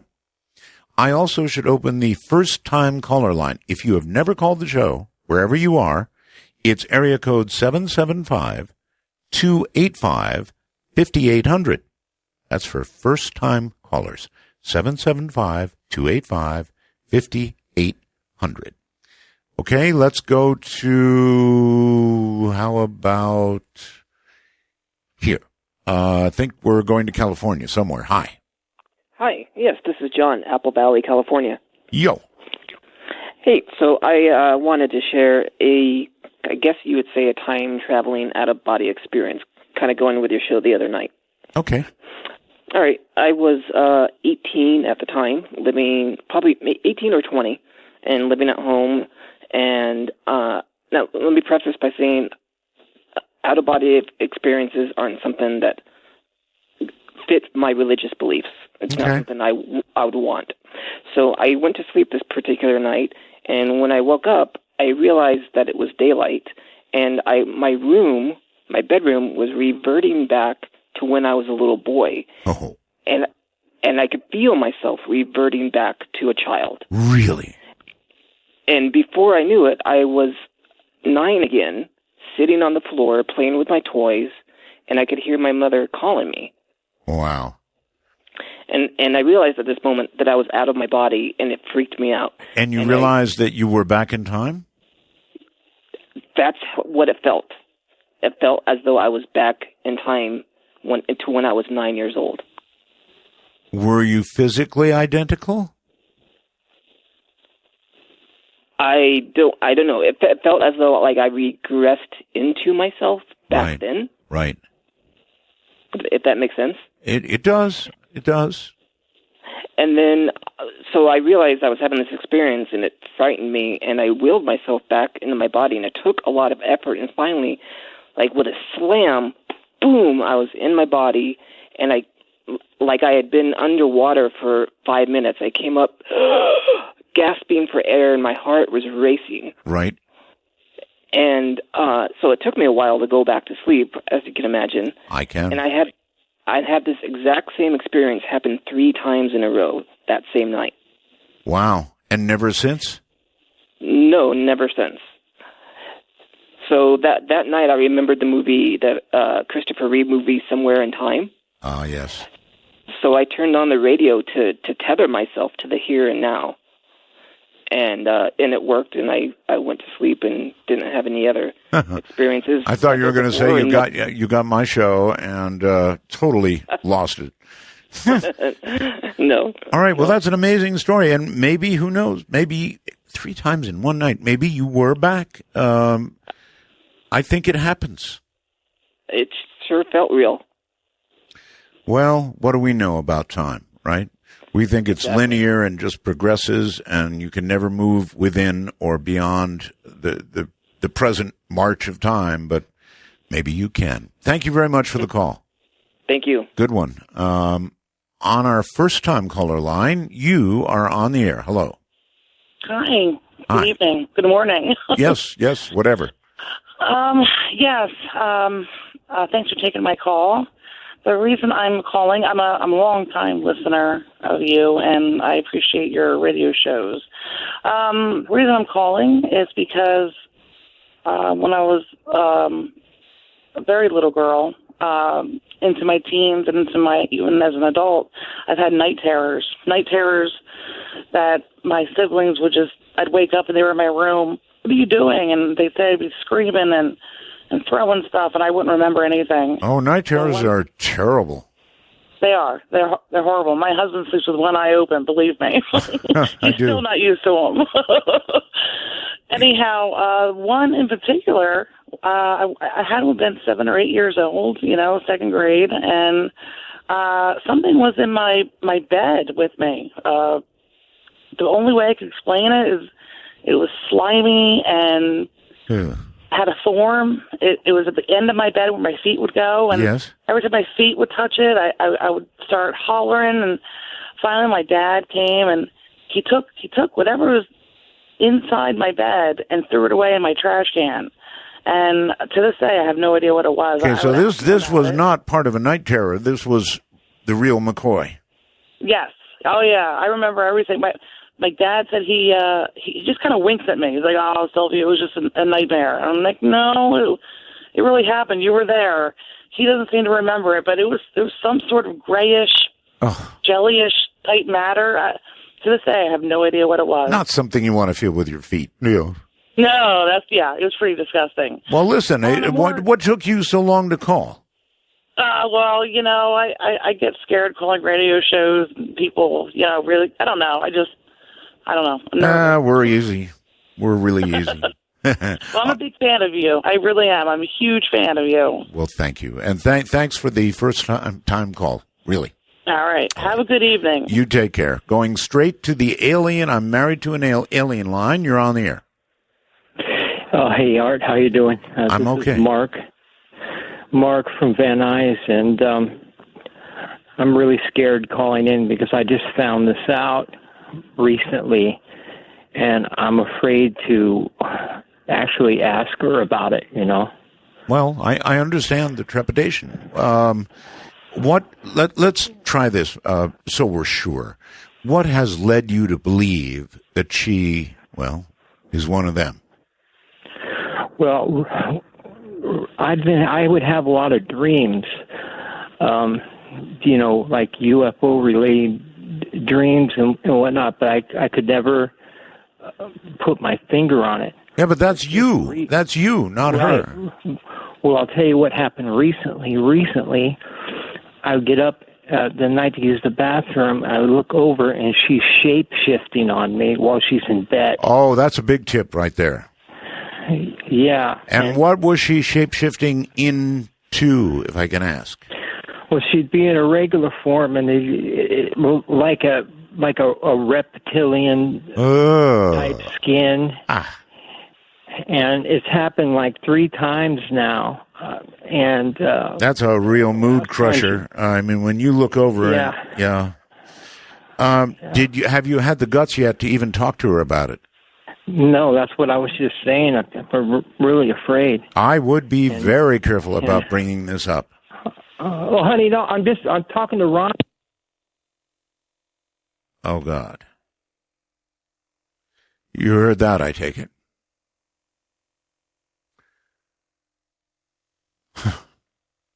Well, I picture reptilian created pieces of whoever we were just talking to all over the room right now.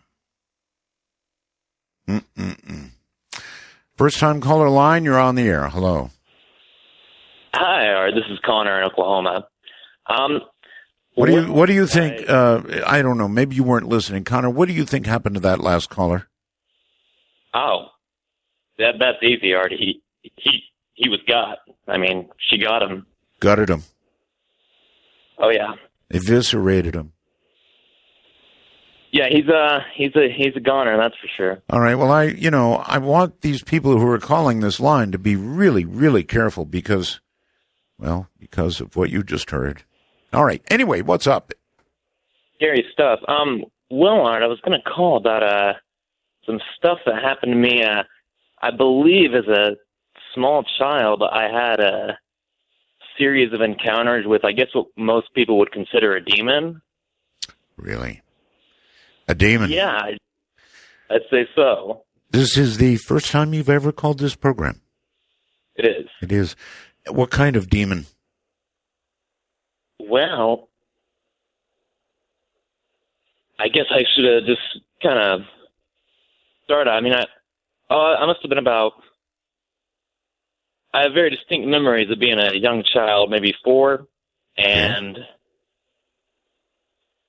remember my parents putting me down to go to bed. Right. They would leave the room. Sure. And then after a couple minutes or so, I would hear a voice start talking to me, usually from behind my bed or from another part of the room. And it's hard to remember distinct things that it would say, but it was very demented and kind of, I don't know, it liked making me upset. Probably not hard to do with a 4-year-old. I'm sure you were totally freaking out. Oh yeah, totally. And so, and you know, excuse me, Art, I'm a little nervous. It's all right. Take a deep breath. Try to remember. So, yeah, I have these distinct memories though. They would put me to bed. I'd hear this voice. I'd cry. It'd go away. They'd come back in the room. They'd check things out. They'd leave because there wouldn't be anything there, and they wouldn't hear anything. And then a couple minutes later, it'd start talking to me again. And the only thing that I remember, the only sentence I really distinctly remember is one time it asked me if I wanted to die. Oh man. Yeah. And how does a 4-year-old answer that question? Yeah, exactly. I think I can't remember what I said to that. Well, if your parents had you trained as a polite youngster, you would have said, no, thank you. Right. I'm not sure. I would have been pretty freaked out, but no, otherwise, I did. It's hard to tell if these were, I would hear it, and I have waking memories of that have never gone away from me. I just never forgot them. And you never will forget them. Thank you. It's horrible. Horrible, horrible, horrible. All right. So all the lines are filling and full. Let me go to Skype and say hi, Tom. Hello, Art. Hi. Roswell, Thank you. long-time listener. Thank you. Having a panic attack. Right now? Oh, the anxiety in the gut of just getting on the air is just incredible. Well, you'll get over it. I'm trying to breathe deep. Yeah, deep breath. But those questions that you have, those ones that sort of burn into your soul? Yes. I've got a bunch of those too, just like yours. Sure. That after-death stuff. What happens to people when they die? It's the biggest question for all of mankind. There's no question about it. And I try to do shows that attempt to answer that question. It's not answered yet for me, not absolutely. There are some people, I really envy them who have faith. They have such absolute faith that there will be paradise or heaven or whatever waiting for them, and I envy that. I have had a number of experiences actually talking to the dead. Then you know more. You know more than I do in my imagination. Yeah, you know more than I do. If you've talked to the dead, you're ahead of me. And it's really pretty easy. I'm like 73. I'm about your age, and I have outlived just all but a very small handful of my friends. Well, I'm 70, so you're 3 years older. Right. Yeah, let's not stretch it. Yes, I'll be there soon enough, or not. So back in '99, I'm standing in front of the library waiting for it to open, and my mother pops in, sort of in your mind's eye, in your imagination, and starts talking to me. Well, I thought, I'm just imagining this. And she's saying, I just left the body, and they won't let me pass over because I've got too many unresolved conflicts. Really? So she stayed with me like that for about 6 years. And Wow. I just kind of, discounted it as imagination. But 5 days later, after I had the first vision, I get a postcard in the mail from my brother who has, misplaced my phone number and couldn't call me when she died. Right. So he sends me a postcard and telling me that the time that she passed. And sure enough, it was exactly the time I was standing in front of the library. Wow. And she was really good at conflict. Oh man, she had that destructive streak. She'd go after people that she thought were doing wrong things, and she just created so much conflict for herself. So, that was her sin. She was like begging forgiveness. I said, Ma, don't beg forgiveness from me. I know you did the best you could. And I take it she finally did, after 6 years, pass on? Well, she kind of faded away. She just gradually faded away. And I don't see her anymore. That was back in '99, so I don't see her anymore. Pretty But amazing since then, story, anyway. I have had a number of people appear in my imagination just like that. I used to rent rooms, being in here in Honolulu, you can hardly afford an apartment alone. So, you rent out the bedrooms to whoever will rent them. And at the early 80s, I was renting to college students. Yes. And this one lad stayed the usual year like they do.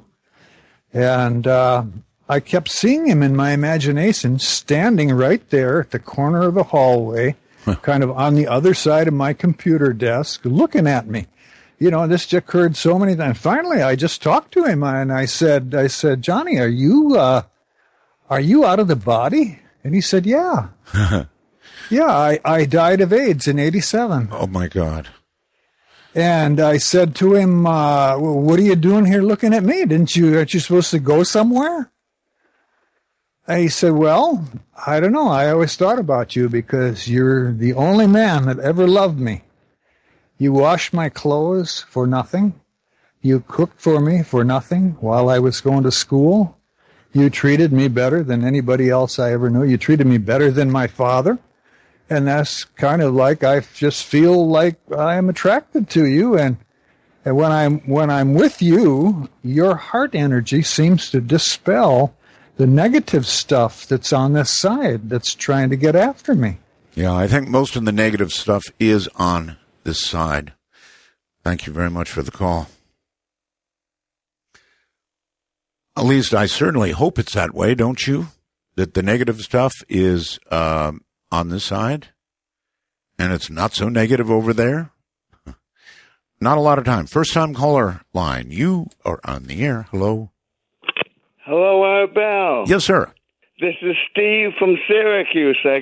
I love listening to you. Know what I thought? I haven't written it, but I was going to write Art Bell, Mr. Freedom of Speech Incarnate. I hope so. You would have no screeners, and I'm so happy to have you on the line. I got good news. Yes, sir. Okay, the good news is I have a calling very much like St. Thomas Aquinas had or like Jesus had, where you're trying to care about the whole world and make it better. I could go into detail. I was born. I was born on 6 days after D-Day. I'm right, another Gemini, but I'm a Gemini monkey.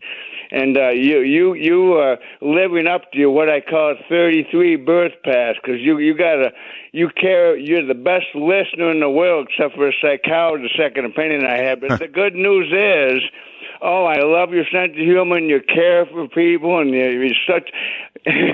Okay, let me talk. I'm an autistic. I see. Okay. I was born. I was a twin, born 6 days after D-Day. I think that's important. I think the whole world was praying like mad for that D-Day invasion. And I was born 6 days after D-Day. And what I wanted to be when I was about 2.5, 3 years old, my mother was reading the Pied Piper of Hammond. You know that story? I do. You do. I do. Well, I identified with him. I was all excited, and then her response was, "He's evil." Well, boy, did that pop my balloons. I was guilt-ridden and self-doubting. You're not evil. I had asthma till I was 12. Okay, well, listen, you're not evil. I understand you are autistic, and you're definitely not evil. So I've got autistic savant. Right. Prophetic autistic savant. Remember that.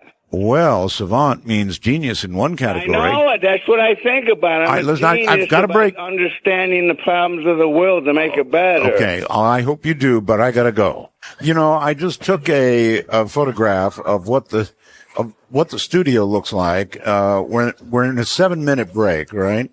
And the North American screen is going berserk with Skype. I mean, there are calls behind calls behind calls.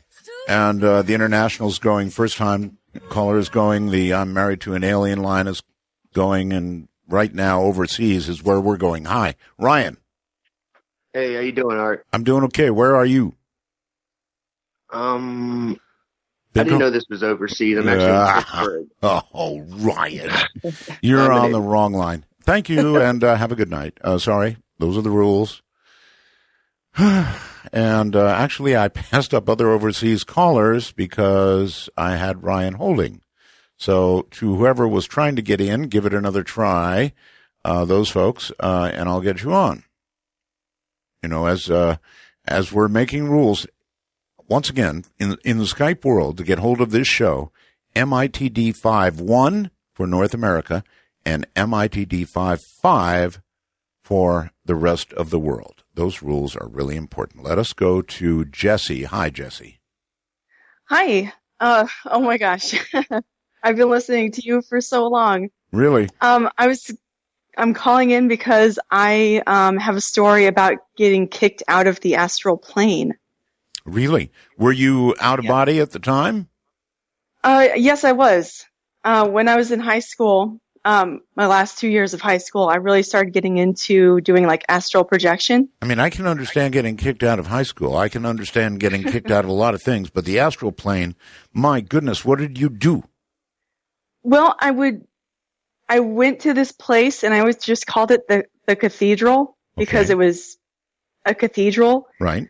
And, I went in and I found this office at one point and there was a big like black window behind this desk. Yes. And if you sat in the chair and you turned around, you could see stuff. Like stuff that you would have no idea knowing. In other words, you're saying like you were in a different place? I'm sorry? It's like you were in a different place? It's like you were, it's almost like a scrying kind of glass or something. Yes. Because you could ask to see something and you'd see it. Okay, got it. And then you could verify it once you were back in your body. All right, so pray tell, what did you do to get booted from the plane? I'm not really sure, but I went into that office at one point and there was a man in like a charcoal gray suit with just brilliant blue eyes and white hair, and he turned around and said, "You're not allowed to be here anymore." And he like snapped his fingers, and I haven't been able to get back. Well, I guess that's kind of sad. I guess you feel like you did something wrong, but I'm sure you did not. Maybe you just met a real really grouch. Surprising, I guess, because I'd been there so many times, and it was just, I don't know, it was unexpected. And so you've never been able to get back? Correct.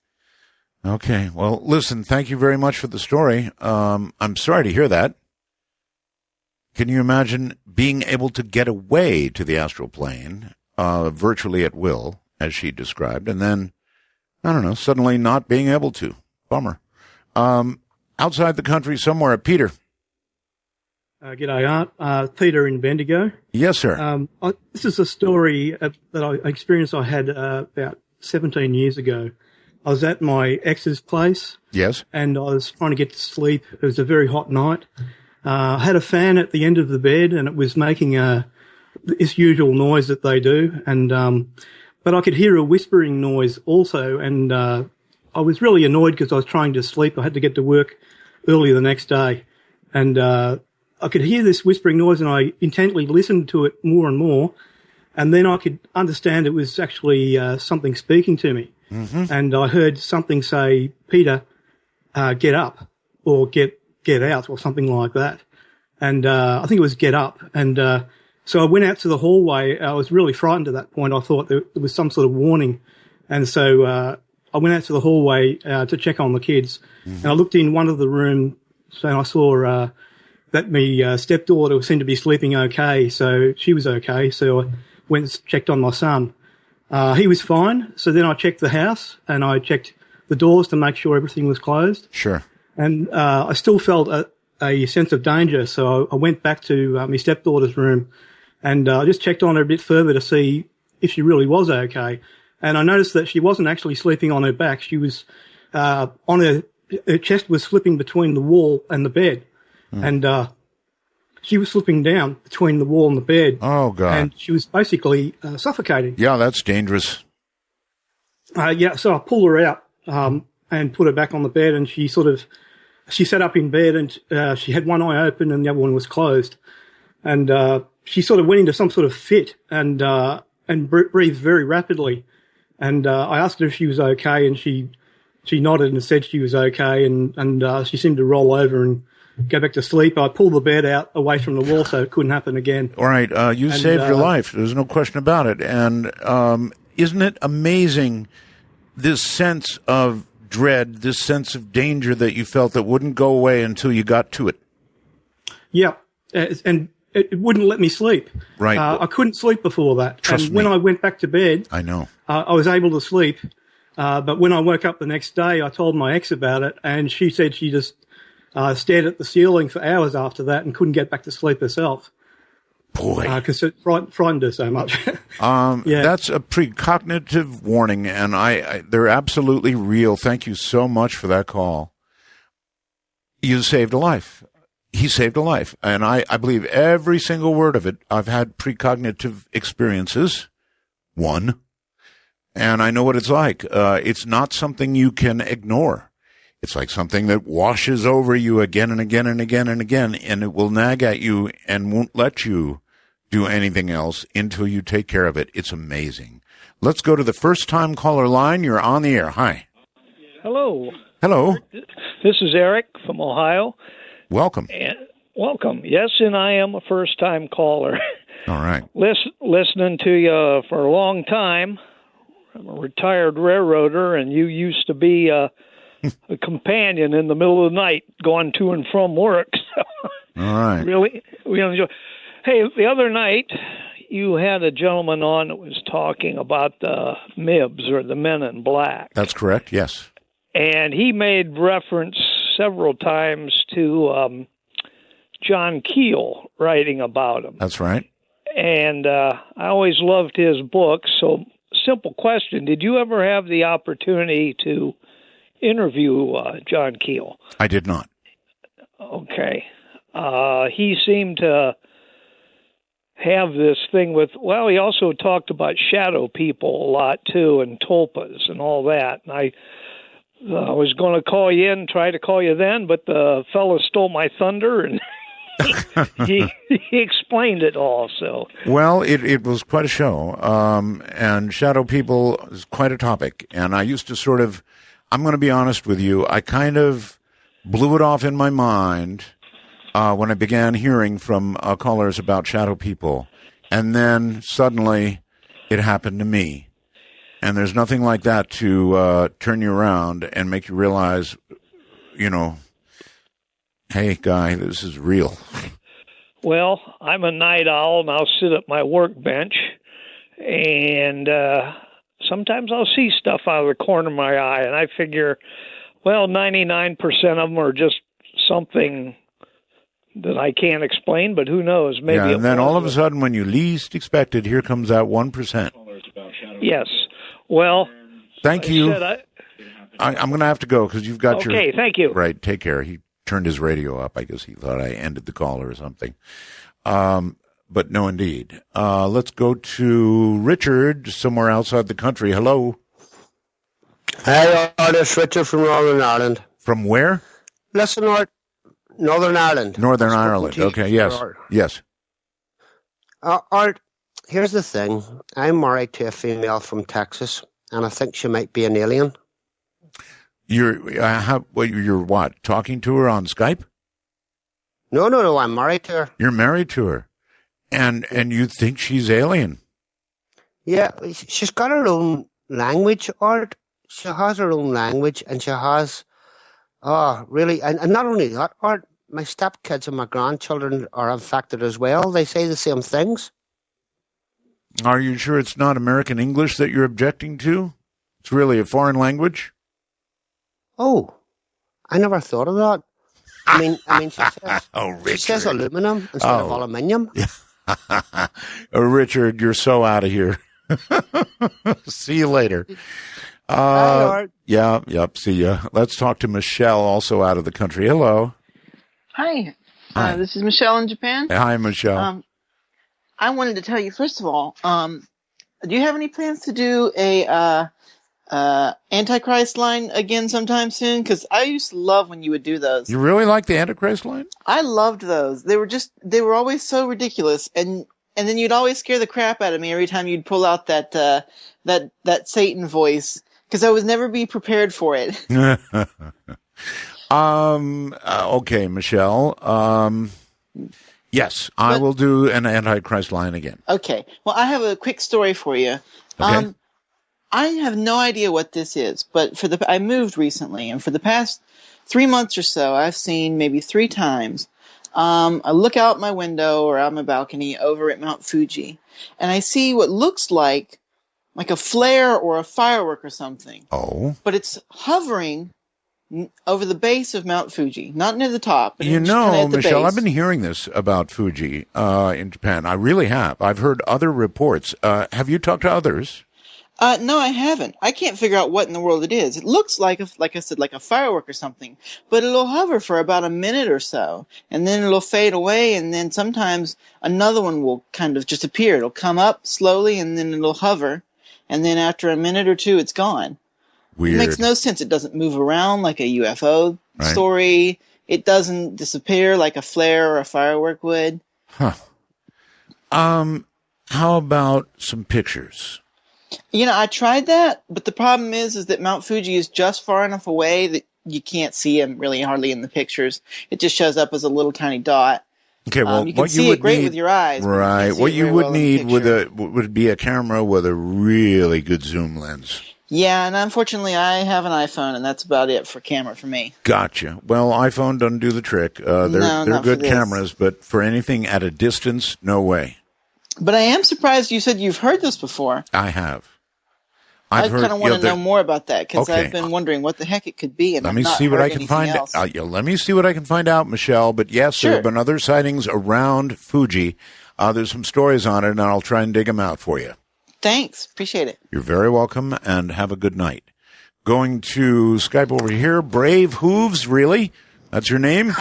Yeah. Actually, no, it's Alexander. I like Brave Hooves. Anyways.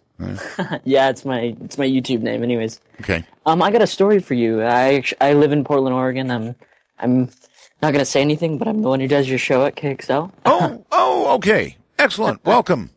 Yeah, and I was like, I need to call in. Anyways, I have the story. I went to this with my dad. He does ghost hunting and stuff. We went to go to this insane asylum. It's called Damish Insane Asylum. All right. There was this old church, and we went inside of the elevator. When we stepped in there, it was almost like there was something wrong with time. Like we had this really dark feeling in our chest.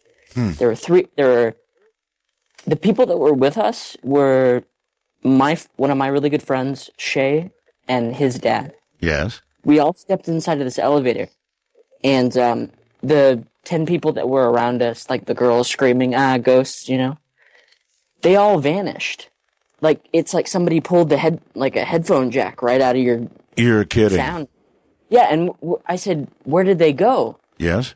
And I say, I need to get out of this elevator. We walk out of the elevator. I get a call from my phone, and the guy says, we've been gone for 4 hours, and the cops were over there waiting for us. Wow. So everybody had a little experience with time, and what a strange one, too. Yeah, it was really interesting. I still can't explain it. Wow. All right. Well, listen, thanks for taking care of us up there at KXL. Yeah, no problem. You have a good night. You too. Boy, that's strange. There's something about time. Every now and then there's a slip. Every now and then somebody, the kind of story you just heard, something like that happens. Or, like an earlier caller, every now and then he slips into a state. He was much younger. And then back again. 3 times in one night, right? Time slips. Burlington, something or another, on the first-time caller line. You're on the air. Hi, Art. Hi. It's Sharon calling from Ontario. Welcome. And I have a story to tell you. Okay. Something that might help you with your thoughts about the afterlife. Okay. When I was 12 years old, my father died. And I felt really, really sort of afraid to go and see him in his coffin. I wanted to remember him. I understand. As he was sure. alive, right? Sure. So my grandfather, we were at my grandparents' house, his father's house, and my grandfather asked me when I was going to see him, and I said, I don't want to go and see him. And he said, why not? I said, well, I just rather remember him the way he was when he was alive. That's my grandfather assumed right away I was afraid. So he said, listen, the dead can't hurt you. Right. When they die, they're like a dog. It's the end of them. And he was sort of an atheistic person. My grandmother was very religious Catholic, but he was atheist. Anyway, he was Russian as well. And after that, I kept hearing my father's voice call me in my ear, in my left ear. Really? And you know when your parent calls you and you want your attention? Yes. It was a certain way they would call you. Yes, you would know. You better pay attention or else trouble comes. That's right. And my father was always very stickler about calling me in for supper and stuff. So it was like that call. And I would lay down, and as I would be falling off to sleep, I would hear him call me in my left ear. And I was 12 at the time. And the following year, in September, I was going to high school. Hon, I'm sorry to do this to you, but the show is over. You can probably hear the music in the background. I have to go. I am so sorry. That's okay. I'll call you again, Art, and I'll tell you the rest of the story. Please do. You're hereby authorized to use the first-time caller line again for that exact reason, because I had to cut you off. Well, listen, everybody. It has been a good one. I hope everybody lived through it. For now, I'm not going to say goodnight, America. I'm going to say goodnight because obviously we have cultivated people around the world who listen to this program in droves, good night from the high desert.